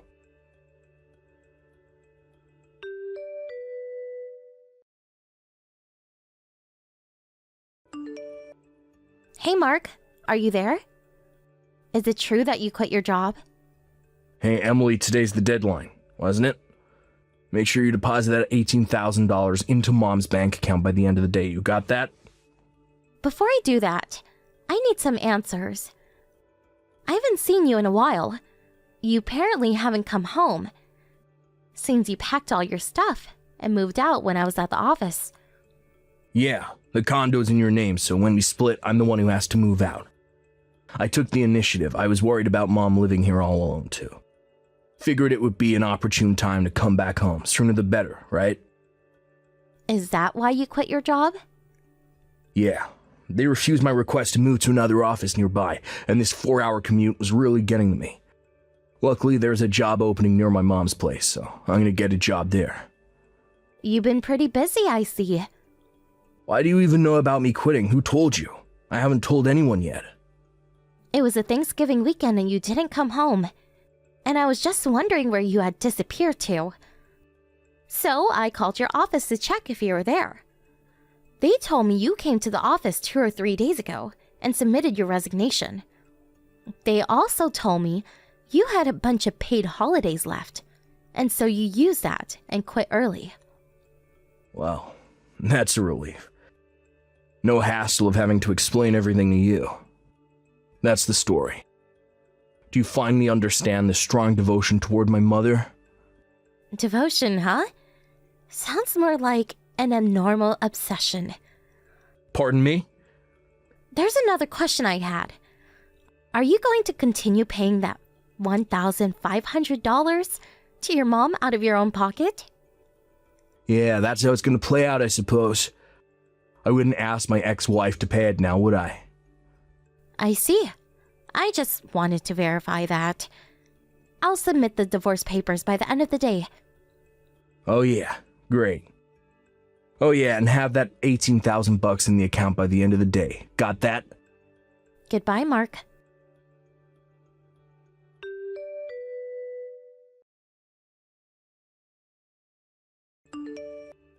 Emily, pick up, please. I need money, that $18,000. Are you still harping on about that? I've been sending your mom her money right on time every month. Until last month, at least. Yeah, I understand. Pardon me? You know that bank account book that you returned to me after our divorce went through? I saw that the $1,500 was deposited into my mom's account every month. So, at long last, you see what I've been telling you. That you had no right to accuse me of stealing $18,000 from your mother. Yeah, right. It's just that Spit it out, for God's sake. it was Mom who was in debt. Wait a second. Your mom? In debt? Okay. Yeah, things seemed fishy, so I confronted Mom on it, and she spilled the beans. When my dad died about 2 years ago, she was tricked into buying some fake art. A painting supposedly by some famous painter, sculpture by Picasso, or so she thought. And she traded in stock. In a mere 6 months, she ended up spending $50,000 and even accumulated a considerable debt. Wow, seriously? $50,000? Now that I think of it, Mom has always been over-trusting, gullible. When Dad was around, he acted as a barrier, prevented her from being hoodwinked, but with him gone. Now that I think of it, it was about a year ago that she started hounding me about not having enough to live on. So what you're telling me is that the $1,500 that I deposited into her account for the past year was to pay off her debt. Did I get that right? Yeah. Even with that, she was still struggling. So, what she came up with was to get us divorced, and after a while, kick you out of that condo. Then she and I move in there. Her plan was to have me support her after that. I figured it would turn out to be something like this. So your mom was the perpetrator in this whole sordid mess. Yeah, I didn't. Getting us to divorce went without a hitch, but taking over my condo didn't go as planned, did it? You went ahead and moved out and went back home. In the bargain, you were out of a job. Well, I figured I could, Oh yeah, and your mom's social security? She didn't work long enough to be eligible. Maybe a few hundred a month, but nothing to write home about. What? Seriously? Yeah, I heard your mom talking about that a few years ago. That she never really worked, and had always been just a housewife. She said she wasn't expecting to get much. No way, for real? I was hoping she'd support me until I landed that new job. That means I got zero income. Huh? I thought you already landed that job? You seemed pretty confident about it last time we talked. I did have it in the back, at least I thought so. My old high school buddy started this company. I figured it would be local, but actually it's in New York. You mean like New York? As in New York City? Yeah, so we're struggling here. I can't just move to New York. I don't even know if I got the job, and even if I did, what do I do with Mom? I can't leave her here to fend for herself. Sounds like you got your back against the wall, Mark. Yeah, so look, about that $18,000, I could use it just about now. And if it's not any trouble, I would appreciate it if you deposit $1,500 into my bank account every month, as you've been doing. Sorry, I'm gonna pass on that. What? What are you saying? Your husband is in trouble here. The least you can do is help me out. You're forgetting one thing, Mark. I already submitted the divorce papers. You already? Yep, we're no longer husband and wife. Sorry. No, wait, you can't be serious, Emily. I am definitely serious. Goodbye, Mark. Please, Emily, how are we supposed to survive? What do we do, Emily? Please.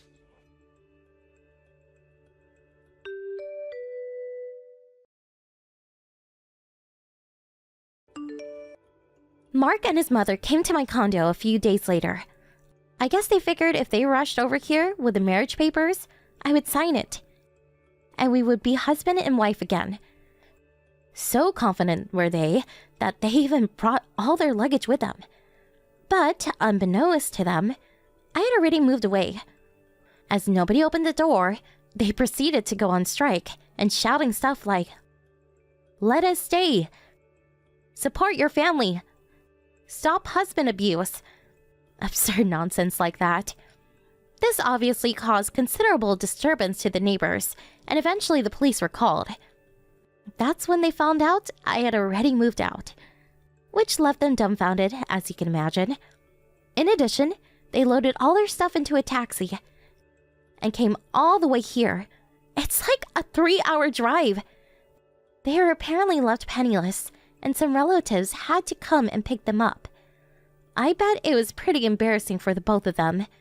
A few days later, this relative introduced them into a live-in job up north, some sort of factory.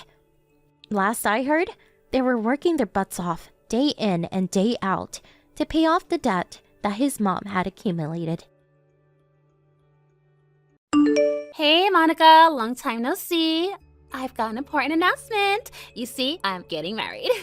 Oh, hey Diana, long time no see, I guess. We haven't seen each other since the elementary school reunion, right? Well, congratulations on your wedding. Well, bye then. Huh? What? You're already going? Oh, why are you being so cold to me? I'm an old friend, aren't I? I'm getting married. Yeah, you told me that already. That's why I said congratulations. There's nothing else you want to say? Oh, if you want a wedding gift, then send me your bank account information. Yeah, I want a wedding gift, but that's not what I'm talking about. I was trying to invite you to my wedding. That's why I contacted you in the first place. You're an old friend, so you have to come. Huh? Since when were we that close, Diana? We haven't talked since the reunion. Yeah, but don't you remember how we were so close back when we were kids?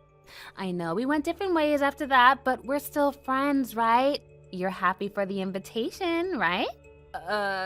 Sure. I appreciate that you even invited me, but I'm afraid I have to decline. I think I have something to do on that day. But I haven't even told you the date yet. Seriously, Monica, this is how you treat an old friend? Not wanting to come is one thing, but lying about it is another. Damn it. You caught me, I guess.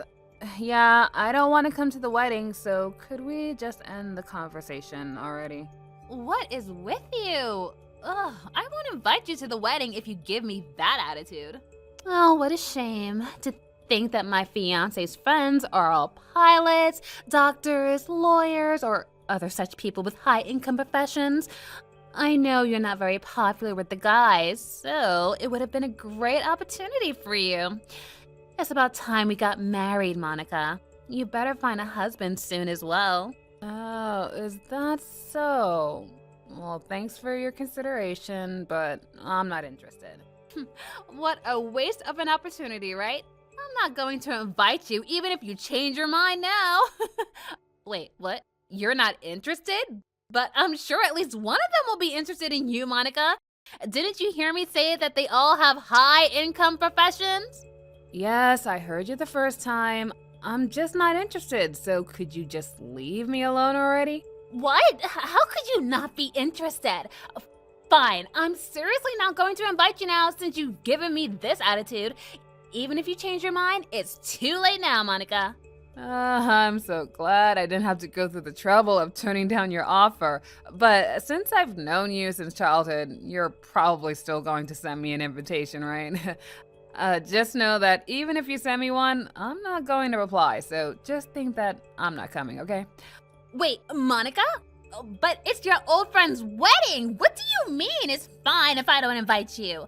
Are you sure you don't want to come? Monica! If that's how you're going to be, then fine. But just know that I have a plan as well. I'm going to make you regret taking that attitude of yours towards me, so you better get ready. 1 month later. What's the meaning of this? You had a boyfriend, Monica? I even heard that he was rich and handsome. If that's the case, then why didn't you tell me sooner? So that's why you weren't interested in my fiance's high-income friends, because you already had a high-income boyfriend of your own. Fine, I'll just make it so that you're interested. I'll send you an invitation, so make sure to come, all right? 2 months later. Hey, Monica, the invitation I sent you just got returned to me. It said the recipient was unknown. Could it be the case that you're not living in that house of yours anymore? The one that was next to my old house? Why didn't you tell me about it sooner? Ever since my parents got divorced, I've been living with my mom in her hometown, so I don't know what's happening in the town we grew up in anymore. This isn't acceptable behavior for someone who's an adult and also my old friend. So what's your new address? Answer me, Monica. I won't be able to know whether you're coming or not if you don't tell me, you know. You said you didn't want to come, but you have to at least make things official by replying to my invitation. If you don't reply, I'll just assume that you're coming, all right? 1 week later. Oh my God, you wouldn't reply, so I told the wedding staff that you'd be coming, all right? I know you said you didn't want to come, but this is your fault for not replying to my invitation. You're probably panicking since now you have to come, right? But I can see that you're also delighted that you were invited. I can see you smiling at the phone reading these texts, Monica. You were always the kind of person that wasn't very honest about their feelings. But I'm your old friend, so I see right through you. Well then, I'll be counting on you to give a speech on my wedding day as my old friend, all right? The day of the wedding. Hey, Monica, could it be that you're already at the wedding venue? Sorry, but I'm not there yet. What? Then where are you right now? Didn't I always tell you when we were kids not to get me involved in the messes you made? I've got nothing to do with your suddenly canceling the wedding, all right? Oh, you didn't know that the wedding was canceled? I assumed someone told you. Do you want to know why I canceled the wedding? You see, I canceled the wedding because I'm currently in a hotel with your boyfriend. I'm telling you, you're not making any sense right now, Diana. What do you mean, my boyfriend? It means exactly what you think it means. To tell you the truth, I canceled the wedding on purpose. I told the staff that I was feeling ill and I wouldn't be able to make it, but that was a lie. Huh? Why did you cancel the wedding then? Because I had sex with your boyfriend yesterday, and now I like him. At first, I only laid my hands on him to get your attention, but apparently, he's even better than my fiance, so. What?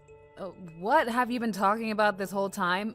Who exactly are you talking about? Because I don't have a boyfriend. I guess you're right, because he's now your ex-boyfriend, to be exact, right?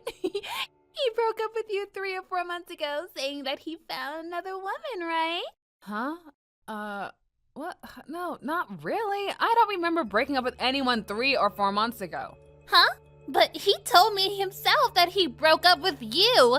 You see, this other woman he fell in love with is me. I see. Clearly, whoever you're with is lying to you because I have no idea what you're talking about. There's no denying it, Monica. He's already given me proof that he knows you, so he can't be lying. Just accept the fact that I stole your boyfriend from you. But now that you've lost this rich and handsome boyfriend of yours, you're probably going to want to find someone at least his level, right? The easiest way to do that is to come to the wedding I invited you to. I came up with this plan to get you and your boyfriend to break up so you could come to my wedding, you see. But even though we've been going out for a few months now, yesterday was the first time we went to a hotel together. And we finally did it. It was wonderful, and Wow, you're a sick person, Diana. You say this is my fault because I didn't want to come to your wedding, but in reality, you just enjoy the act of cheating, don't you? Like mother, like daughter, I guess. What did you say about me and my mother? It wasn't Mom's fault that she and Dad got divorced, and it's not my fault either that I found someone that was better for me than my fiance. I decided yesterday that I wouldn't be marrying him anymore, so I overslept on purpose and canceled the wedding. Oh, I'll give you my fiance if you want. I think you've already seen him. He's pretty handsome, right? I don't need him anymore though, so you can have him. No thanks. And you seem to have this wrong, but I went to my parents' house with my husband today. What? Your husband? You already got married in the 3 months since you broke up with your previous boyfriend? No. Didn't I already tell you that I didn't break up with anyone during that period? Seriously, you have the memory of a goldfish, Diana. I'm actually a bit worried. I got married with my boyfriend, who probably has nothing to do with you, 3 months ago. Huh? I never heard you got married! Then who's this man I got together with? How the hell should I know? You tell me yourself. He says his name is Giorno. Giorno? I think I knew someone named Giorno who went to the same club as me in high school, but... Yes, that person! I heard that you were going out with someone named Giorno, and I did a bit of investigation on who your friends were in high school, and I found him on Instagram. I sent him some direct messages telling him I was an old friend of Monica's and that I wanted to talk to him about something in person. And he agreed to meet, and all I had to do was use my charm to seduce him. Alright, cool story, but that's a different Giorno. He and my husband just happened to have the same name. What? Seriously? But he said he was dating you! Oh, okay, well, did he say that to you, or did you ask him and he said yes? There's a big difference, you know. Oh, he probably just lied to you since he saw that was why you were approaching him in the first place. By the way, you know what my last name is now that I got married? Is Vespa. What? It's not Campana? But my guy is named Giorno Campana. You see, I met my husband when I was sent to Sicily to work by my company. Around that time, my parents had also moved to another area, so there was nothing really tying me to my hometown except for a few old friends. My husband has no connection to my friends when I was in high school or university, so there's no way you could have known him. What? I guess there's some proof if you want. You see, one time I went on a trip with Giorno before we got married, and we happened to run into a friend of mine from middle school. I introduced Giorno to him, so maybe you could ask him. Seriously? So I actually just got someone with the same name as your husband? Your Giorno's last name is Campana, right? My Giorno's last name is Vespa. No way. Are you kidding me? Why didn't you invite me to your wedding? If you had done that, this never would have happened. We had a wedding with only family. Besides, even if we had a wedding with lots of people, you wouldn't be invited, Diana. Huh? Why not? But I'm an old friend of yours, and we're still friends to this day, right? Well, since when were we friends, Diana? You would always just involve me in whatever mess you made at school, and for some reason, I would always get in trouble because of it. What do you mean? I don't remember doing anything like that. All I remember is the two of us having so much fun back when we were kids. You were the only one having fun, Monica. You just never saw that I didn't want anything to do with you. The only friend of mine is your sister. Huh? Why only my sister? What'd she do to deserve this and not me? I mean, your parents got divorced when you were in elementary school, right? Your sister stayed with your father in your old house, which was next to mine, and we saw each other from time to time. We still sometimes text each other. But ever since you left with your mother, who cheated on your dad, we haven't talked. A few years ago, we had a reunion party, and we exchanged contact information there. But we haven't really been texting each other, have we? What? Well, I guess we haven't been texting each other, but that's just because we went separate ways in life, right? Life doesn't change. It doesn't change the fact that we're best friends forever. Ew, don't call me that, Monica. We were never friends to begin with. Well, now that you know the situation, you see that I'm closer to your sister than I am to you, right? Seriously? Is that why you ignored all those texts I sent to you and didn't come to the wedding? Yes, that's what I've been saying all this time. Although, it's not just because of that, though. What do mean by that? It means exactly what you think it means. Anyways, I sent your sister, who's currently at the wedding, a text saying that the wedding was canceled because you cheated on your fiance and now you don't want to get married with him. What? You sent my sister a text? But she can't find out about this. If she finds out, she'll tell my fiance and then he's going to make me pay an alimony or something. Tell her you were joking and I was actually just sick and couldn't come. Sorry, but I have no intention of saving a degenerate like you. She told me to tell her if I found out something about the situation before you texted me because you hadn't come to the wedding and you hadn't told the staff you wouldn't be coming yet. Really? Yeah, so I told her that the man you were with was just someone you mistook for my boyfriend. I didn't even know that today was your wedding before your sister sent me a text. Huh? What do you mean you didn't know it was my wedding today? I mean, you told me to come, but you never gave me the date, right? I never received your invitation either, so there's no way I could have known. I never told you?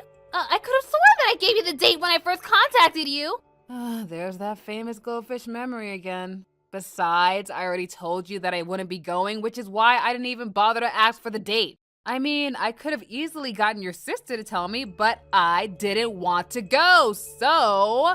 But I guess there are more important matters to attend to now, huh? Now we know that you're cheating on your fiance, though. I made sure to tell your sister about it as soon as I found out. What? Really? Why'd you do that?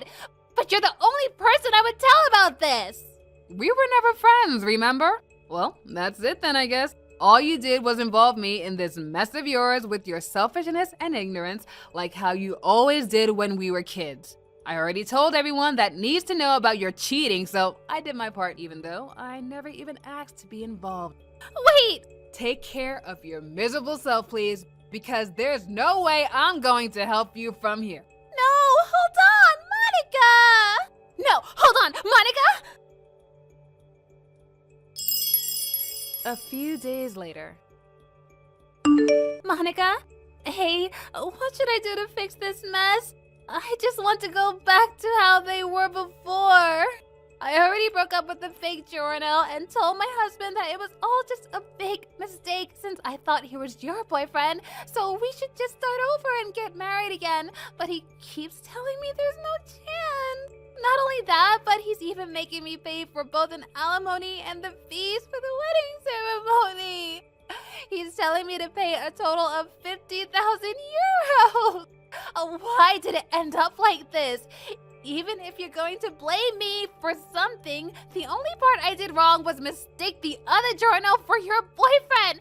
It's probably like only 10% my fault. Even my mother used to say that the person who gets cheated on is the one at fault when she divorced my father, which means that I'm not the one at fault here. Hey, Monica, are you even reading these tags? Can't you think of any way to prove that I'm not the one at fault? You were always smart, Monica. Come up with a way to save me. I used to be annoyed at you for being so smart when we were kids, but now I think that it could be of use to me. Please help me, Monica. Tell you the truth, even my mother is now avoiding me. She told me that she has no intention of helping me and that I should just go to my boyfriend for help. I tried getting Jorno to take responsibility and pay the 50,000 euros for me, but all he did was pay his own alimony and now I can't get a hold of him anymore. I wasn't able to contact my dad or my sister after the wedding either. Everyone around me is so selfish and mean, which means that you're the only person I can rely on, Monica. Right, Monica? Hey, you could at least reply to my text, you know! Monica! Conclusion. Diana tried to get me to come to the wedding, even though I already told her I wouldn't come. She also tried to rely on me for help when I specifically told her that I wouldn't be getting her out of this mess. When we were kids and Diana was still my neighbor, things like this would repeatedly occur every day, whether it was something big or something small, which is why I never liked Diana and didn't want to have anything to do with her. It looks like she's still the same way she's always been. Not only did she not improve, but it seems she's gotten worse over the years. After the incident, Diana tried her best to somehow wriggle out of her predicament, but ultimately she was forced to pay the 50,000 euros up front. I wonder where she got that money, but apparently she got her daddy to pay it for her. But this time, her daddy's wife made her pay an alimony. And since no one was there to save her anymore, she was thrown into the depths of society. I wonder if Diana is just the kind of person who's not worth saving. Hi, Sylvia. You asked me recently whether I wanted to marry you or not, right? You said you wanted to get married soon and that you would be the one proposing, but you wanted my answer as soon as possible. Why do you want to get married in the first place? Yup, I did say that, Lionel. I want to get married soon because I'm going to turn 30 in just a half a month now, after all. I want children as well, if possible, and considering my age, I thought that we should make the decision around now. You want children, huh? Yeah, I think I don't want to marry you after all. What? Why not? Do you not want children or something? To tell you the truth, I want to have a bit more fun while I'm young. Getting married and having children is such a hassle, you know? We won't have much money to spend on our own amusement if we have children, and we'll have to take the time to take care of them. A hassle? I know raising children is a lot of work, but you're going to give up being a parent just because it's a hassle? Yeah, I think I am. Besides, there's no need to sound so down. The difference between a married couple and an unmarried couple is just whether they turned in some piece of paper to the city hall or not. Even children, you can still give birth when in your 40s, right?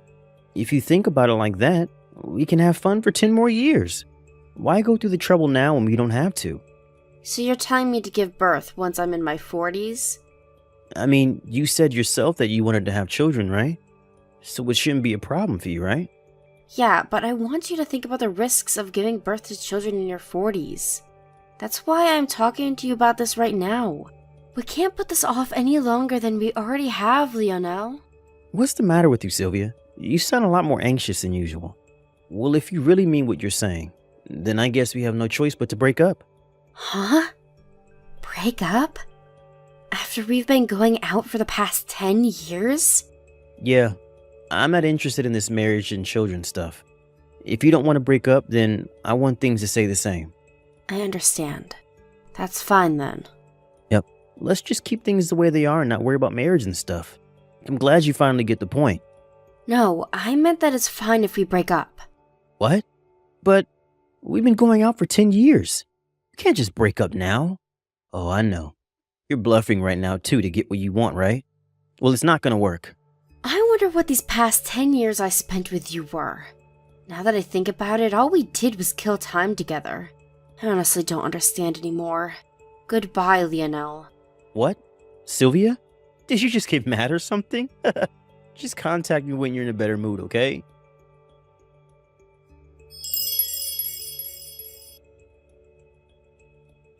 Hey, Sylvia. It's been 5 years, right? I'm finally ready to get married, so I decided to contact you again. I think I'm going to accept that offer of yours now. Anyways, you moved sometime after we broke up, right? Just because you got mad at me and were in a bad mood doesn't mean you can just keep your new address a secret from your boyfriend. I thought you were still living in that old apartment of yours, you see. I wore a suit and bought some roses and a wedding ring because I intended to propose to you. To think that I was so nervous when I rang the doorbell, but when the door opened, a completely different person greeted me. It was so awkward. So, where are you living now? I've got a surprise for you as well, so I want to tell you it, so I want you to tell it to me by tomorrow. Hey, anyone there? Don't tell me that you're still mad about that fight we had over 5 years ago, are you? I didn't take you for the kind of person to hold a grudge. Jesus, I better make sure not to make you mad once we get married. What's your new address, Sylvia? Just tell me when you see these texts, I guess.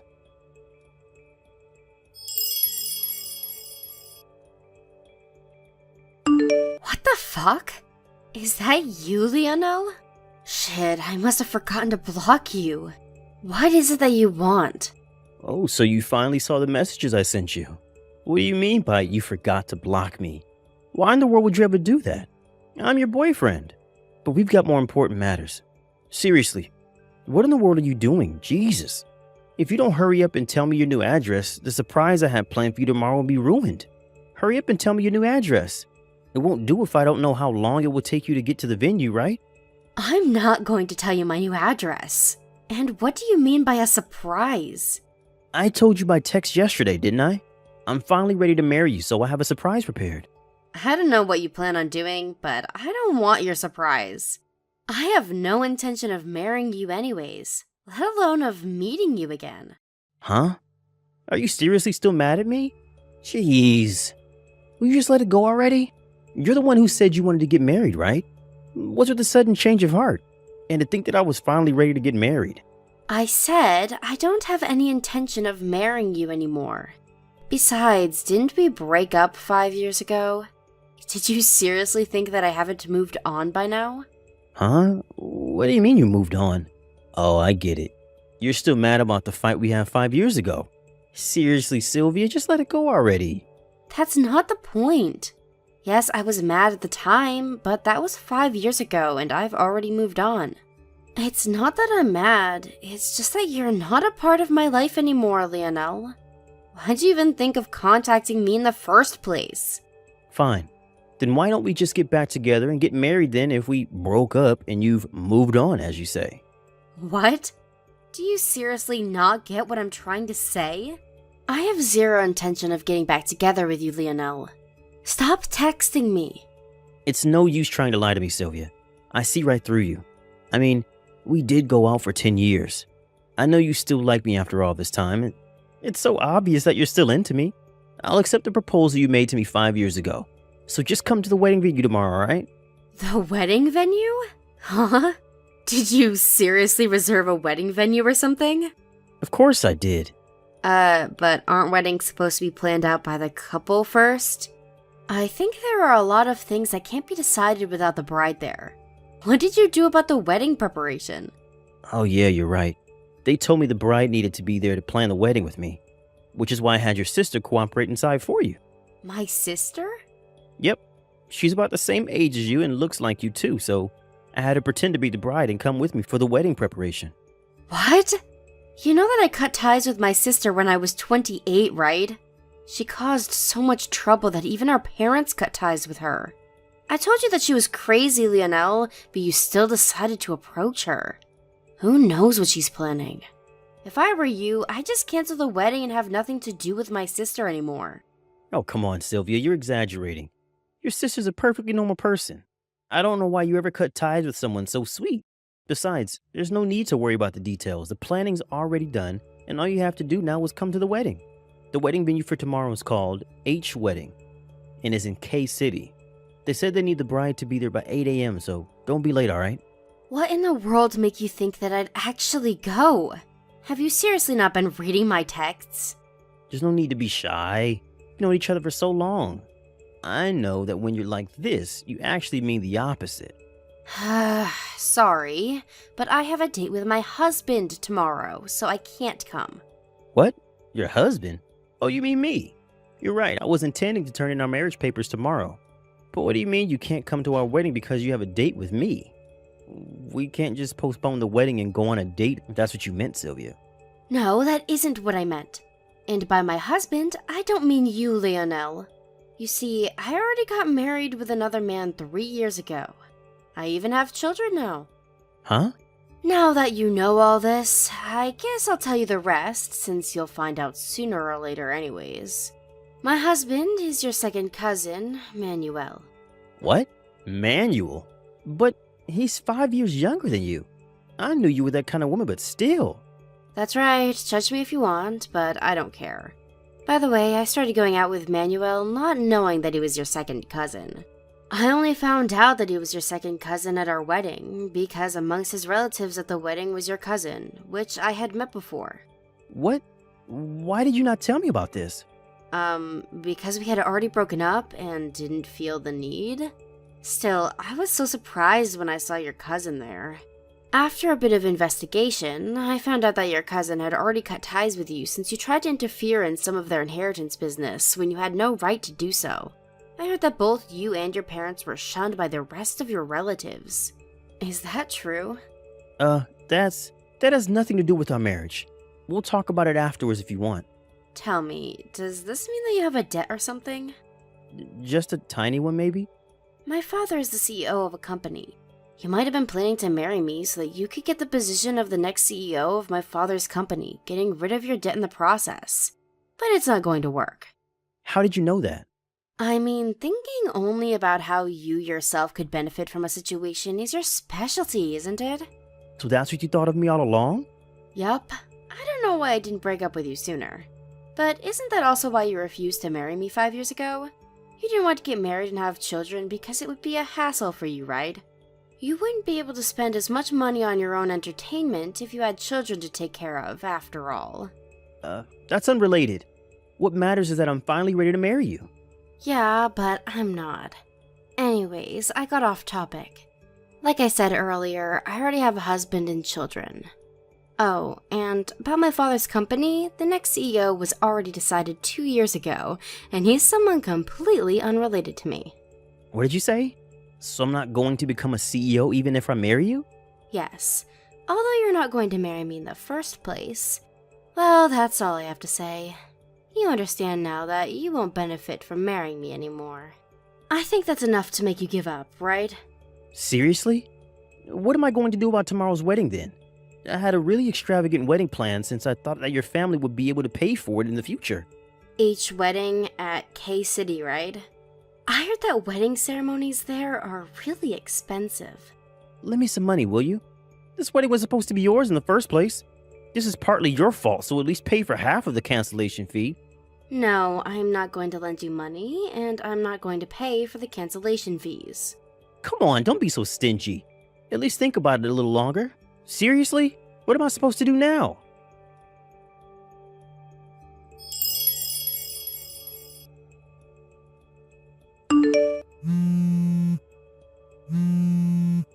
Sylvia, help me. What should I do? I was forced to marry your sister. Was she planning this all this time? You're right, she really is crazy. Huh? So that's what she was up to. I told you that you would regret having anything to do with my sister, didn't I? I was surrounded by a bunch of tough-looking guys and forced to come to the wedding. And then they forced me to say the wedding vow with your sister at the chapel. The wedding papers I had prepared for you and me as well. They made me sign it with your sister's name as the wife's name. I admit it, you were right, so please help me. Hold on. By the surprise you had planned for me, were you planning on getting me and my sister to make up or something?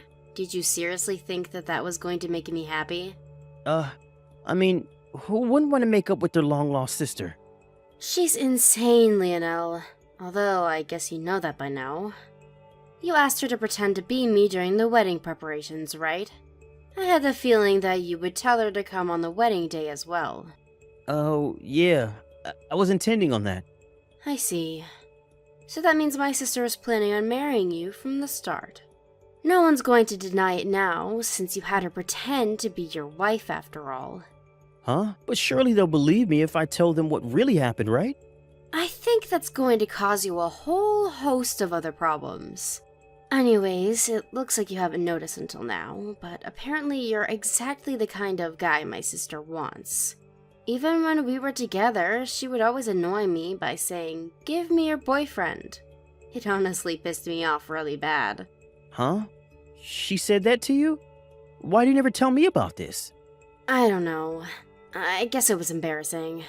Now that I think about it, I think that the reason I stayed with you for 10 years was because I unconsciously didn't want my sister to have you, and not because I liked you or anything. Yep, I was pretty foolish back then. What are you talking about? I don't get anything you've been saying, Sylvia. Do you mean that you only stayed with me for 10 years to spite your sister? Fine, just help me then, will you? I have no intention of marrying your sister. Stop asking me for a solution to this mess, alright? I wonder if the only solution is to do something about those tough-looking guys following your sister around.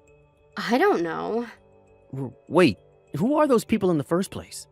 I said I don't know. Why are you asking me? Hold on, don't tell me they're part of some gang.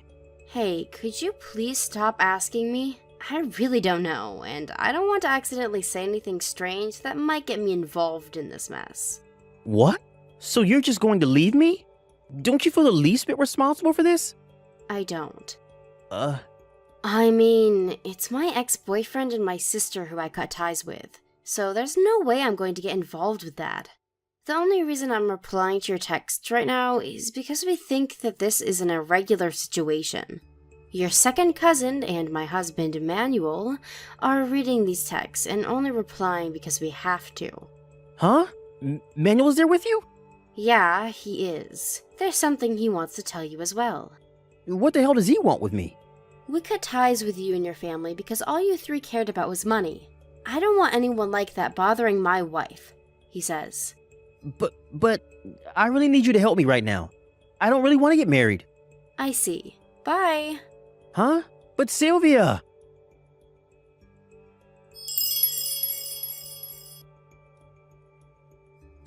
After that conversation, I blocked Lionel, confused as to whether he wanted to get married or not.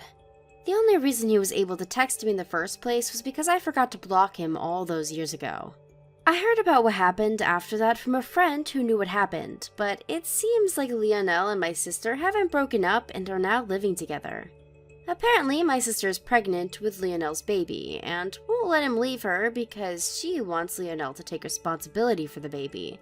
To be honest, I wanted to make a joke and tell him something about how he's been making my sister pretend to be me for too long, but I restrained myself. My sister, on the other hand, who was finally able to marry the man of her dreams, hasn't noticed that her new husband was in a huge amount of debt, it seems. I wonder for just how long this happiness of theirs will last. Actually, I guess they were never really happy in the first place. Manuel, at around what time are you going to be home today? I need to know whether I should make dinner for you or not. Huh? No, I'm gonna be eating outside again, of course. Listen up, Agatha. You need to stop trying to follow my every move. You see, we're basically just husband and wife by law, which means that the honeymoon we're gonna be going on, started this weekend, is just for a show. Since everyone would find it strange if the CEO's son didn't go on a honeymoon with his wife. You were just married off to me by your father as some sort of business strategy, so don't try and take away my freedom from me. You do whatever you want, and I'll do whatever I want. Understand? To be honest, I don't quite understand what you're trying to tell me, but your father told me that he would be visiting our house tonight and that he's going to be here very soon. I think it would be best if you're home when he comes. What? My father? Why in the world is he going to pay us a visit? I don't remember doing anything wrong. Your bag suddenly broke, right? And so you were going to borrow your father's instead for the honeymoon, remember? I don't understand why you're suddenly panicking after I told you that your father would be visiting us, though. Oh, so that's why he's going to be coming to our house. It's fine if that's the case, though. And here I thought that... Okay. Apparently he's going to bring 3 of his bags and wants you to choose which one you're going to bring. Which is why you need to be here when he gets here. How long is it until he gets there? He'll probably be here in around 30 minutes. He says he's going to come by car. Huh. It looks like I barely have enough time to get there before he does. Fine, it can't be helped. I'm coming home right now. Jesus, this better not be some trick to get me to come home, Agatha. What? I assure you, I'm not lying. Anyways, take care.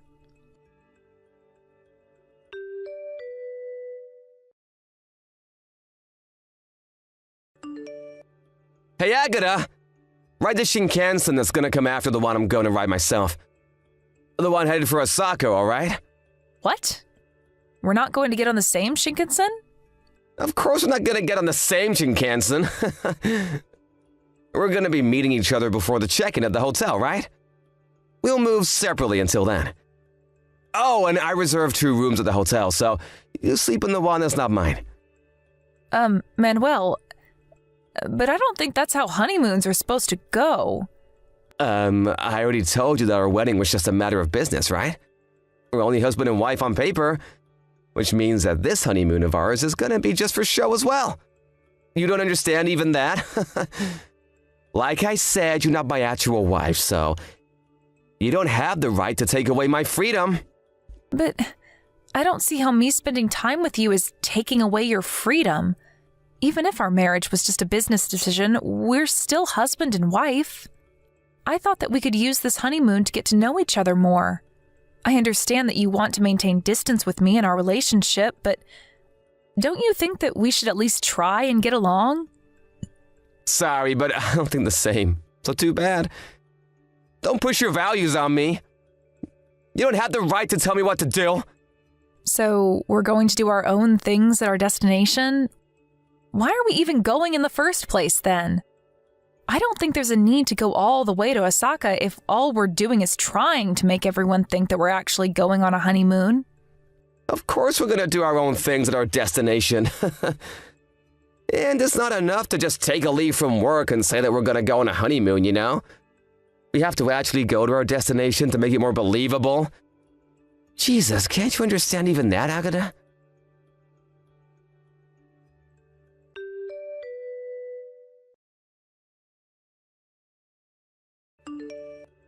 Manuel, I just checked into the hotel, so I thought I'd tell you about it.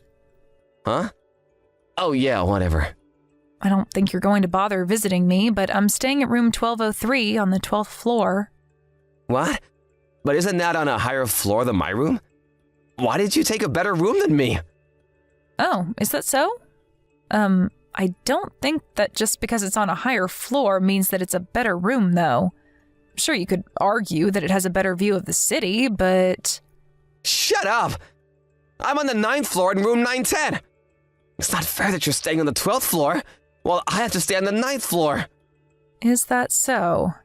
I had noticed that you weren't at the lobby at our designated meeting time, but looks like you had checked in before me like I thought. Give me that room instead! I don't think you'd want that. Huh? Why wouldn't I want that room? Because this room only has a single bed. Oh, what are you talking about? It's not a double bed, so I think it would be difficult for two people to sleep in it. What in the world are you talking about, Agata? Are you trying to imply that I'm cheating on you or something? I'm on my own in room 910, you know? Today, a new employee at our company, Monica, is going to be staying over with you, right? And tomorrow, you're going to be sleeping with Marcella, our neighbor, right? Huh? What are you saying? I know that you've been going out with other women even now that you're married with me. I mean, you're bringing these two women with you secretly to our honeymoon, so that must mean that they're your favorites, right? How'd you know about this? It doesn't really take a detective to notice that you've been cheating on me, you know? Wait, so you were actually trying to hide the fact that you were cheating on me? Well, I guess you did take the precaution of making me ride in a different Shinkansen than you. I was a bit confused as to why you wanted to go through that hassle, but apparently you were trying to hide these other women from me, huh? To be honest, I thought that you already knew that I knew, you see? I mean, you even laid your hands on our two maids that we hired. Not only that, but your friend's sister as well. You know about even that? Who told you? About you laying your hands on your friend's sister? Your friend did. Luckily for you, she wasn't married yet. Otherwise... I mean, it really didn't look like you were trying to hide it at all. You were basically flaunting how many women you had. That's also what I thought you meant when you said that you didn't want me to take your freedom or something. I thought that you were just telling me not to do anything about you cheating on me. Besides, did you really think I was so dumb that I wouldn't have noticed any of that? And I guess when you yourself are dumb, you just assume that other people are also, huh? Huh? Did you just say that I'm dumb? Wait, hold on. If that's the case, then... Fine, if you already know, then it can't be helped, I guess. I mean, it's not like you're in a position to be able to divorce me anyways. What? What do you mean I'm not in a position to get divorced with you? You already understand yourself, right? Your dad's company is just a tiny company that works for my dad's company. You see, your dad married you to me so that my father's company would prioritize trading with your dad's company. If the two of us got divorced, not only would that advantage your father's company has disappear, but my father's company would stop trading with your father's company completely. Which means that if you don't want your father's company to go bankrupt, then you have no choice but to keep being my wife. I see. So that was the thought process behind all of the strange things you've said to me until now? To be honest, I thought that you were just saying all of those things because you had thought that I was too weak-willed to do anything about it, but it looks like you actually had some sort of logic behind it in your mind. If you understand what I'm telling you, then don't you dare go against me, all right? I'm gonna be with my other women even on our honeymoon. If you don't like that, then go home on your own. I doubt you'll have the courage to do something like that, though.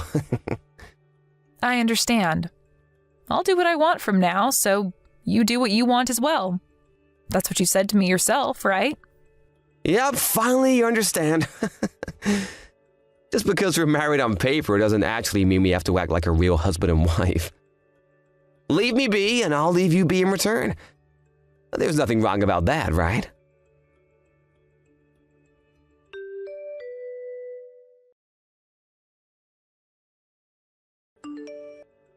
Good morning, Mother.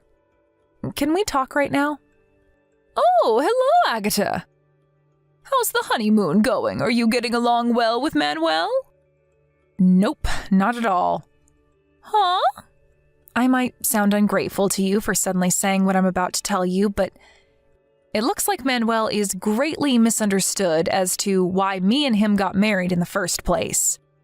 That's what I wanted to talk to you about. A great misunderstanding? I don't know if his father thinks the same way as him, but he said something about how he was going to make Manuel the CEO of his company sometime next year, right? At this rate, I can see our company's skills being abused by theirs. I also think that it's only a matter of time before the relationship between our two companies becomes terrible. I see. Just what in the world happened between you and Manuel to make you think the relationship between our two companies is going to worsen? That's what I wanted to talk to you and Dad about. Dad's probably still asleep since it's the weekend and it's only 8 a.m., but you could probably wake him up, right? Oh, so that's why you contacted me instead of your father. Yep, to tell you the truth it is. I heard that Manuel's father stayed over at our house last night. He's probably going to wake up too after Father wakes up, right? Yep, I think I can get them soon. All right. I want to talk to you guys via video chat in 1 hour. Can I count on you to get them for me? Yep, don't worry about it. I'll get the two of them ready to chat with you on their computers, so prepare what you have to tell them in the meantime. Thanks, I'm counting on you then.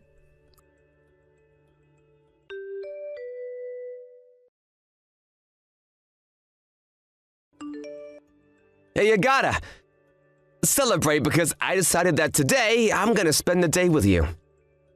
Get yourself ready and come to my room in 10 minutes.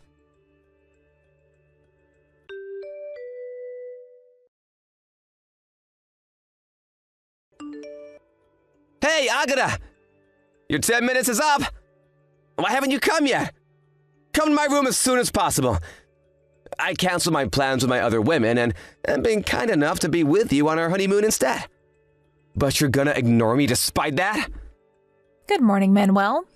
I thought I was getting a ton of notifications on my phone, but it was you, huh? Huh? What's with that tone of voice? You think it's alright for you to talk to your husband like that? And to think I was planning on being kind enough to spend time with you instead of my other women. Not only do you not come when I tell you to, but now you're talking to me with an attitude? If you don't come to my room within the next 3 minutes, then I'm seriously just going to ignore you for the rest of our honeymoon. You were the one who said you wanted to get to know me or something, right? Well, I'm giving you that opportunity now. But weren't you planning on having a good time with Marcella today? Besides, I thought you told me that the two of us were only married on paper, and that I would do what I wanted to do because you would do what you wanted to do while we were here. Huh? I changed my mind. If you understand what I'm telling you, then hurry up and come to my room. I decided to spend my time with you for the remaining days of our honeymoon. So what you're trying to tell me is that while you get to do what you want to do, I don't and have to do as you say? Sorry, but I'm not interested anymore. What? But I'm trying to tell you that I'm going to prioritize you over Marcella. Aren't you even a little bit happy to hear that? Any other woman would be delighted to spend some time in bed with me. I don't know whether I should laugh or throw up at what you just told me. Anyways, what do you mean you're prioritizing me over Marcella? Didn't Marcella just go home because her husband found out about how she was cheating on him with you? You're just calling me over because you've got no other woman to satisfy your needs with, right? Sorry, but I'm afraid you're going to need to go to a brothel for that because I am certainly not interested. Huh? Wait, how do you know that Marcella went home? What's with you and knowing all this stuff since yesterday? Did you hire a detective agency or something?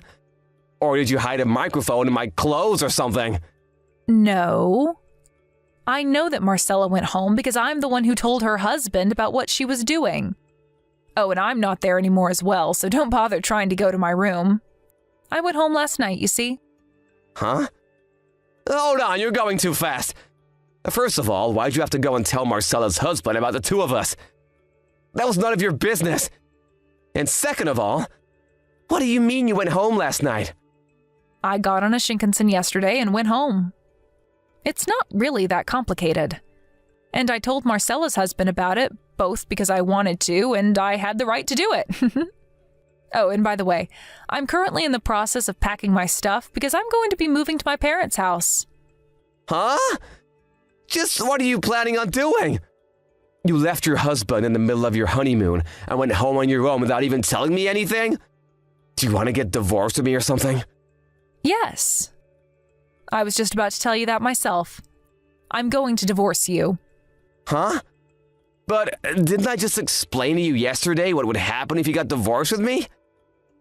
My father's company would stop doing business with your father's company, and your father's company would go bankrupt because of that. Let me explain it to you in order. First off, I told both of our parents that I wanted to get divorced with you this morning, and also explained why I wanted to get divorced. They agreed to my decision immediately. Huh? Why? Why would my father agree to such a thing? I thought that he would be furious if you were to do such a thing.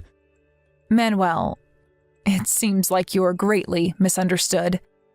It's true that my father's company mainly works under your father's company, but you see, my father's company has patents on multiple products and...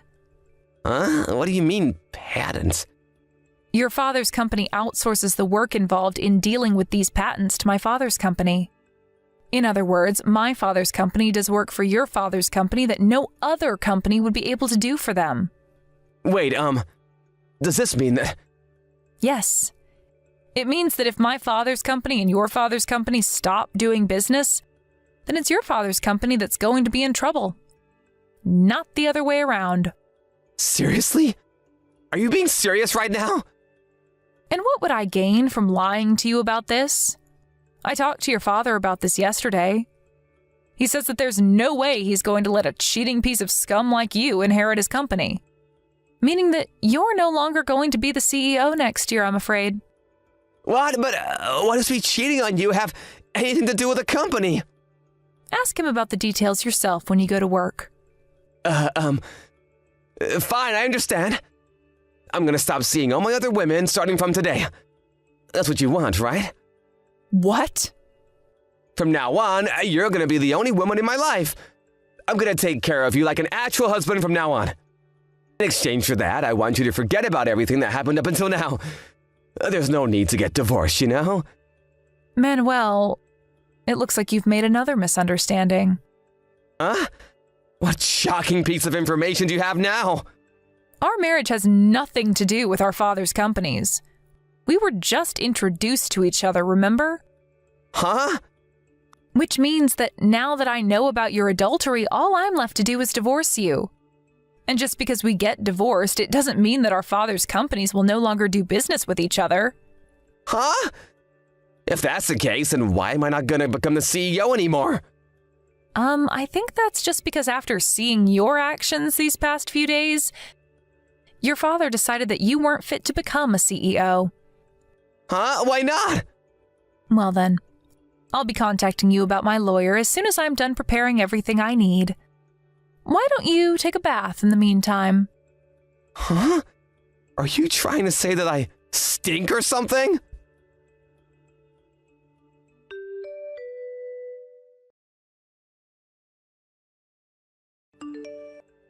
I don't stand out appearance-wise, and neither do I have a very loud personality. And for that reason, people often make the mistake that I'm weak-willed. This, combined with the fact that Manuel thought that my father's company relied on his father's company, made him think that I wouldn't be able to do anything no matter what he did. Which is why he cheated on me with multiple women like that. Anyways, Manuel and I got divorced almost immediately after we got married, which means that the alimonies I received from the multiple women he cheated on me with, and from Manuel himself, wasn't that large.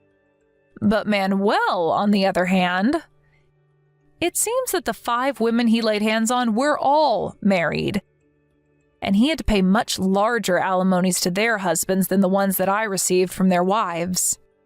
Soon after this, Manuel's parents cut ties with him, and he was fired from his job at his father's company as well. He now barely makes enough to support himself by doing day jobs and juggling multiple part-time jobs, always living in extreme poverty since he still has the 5 alimonies he has to pay for.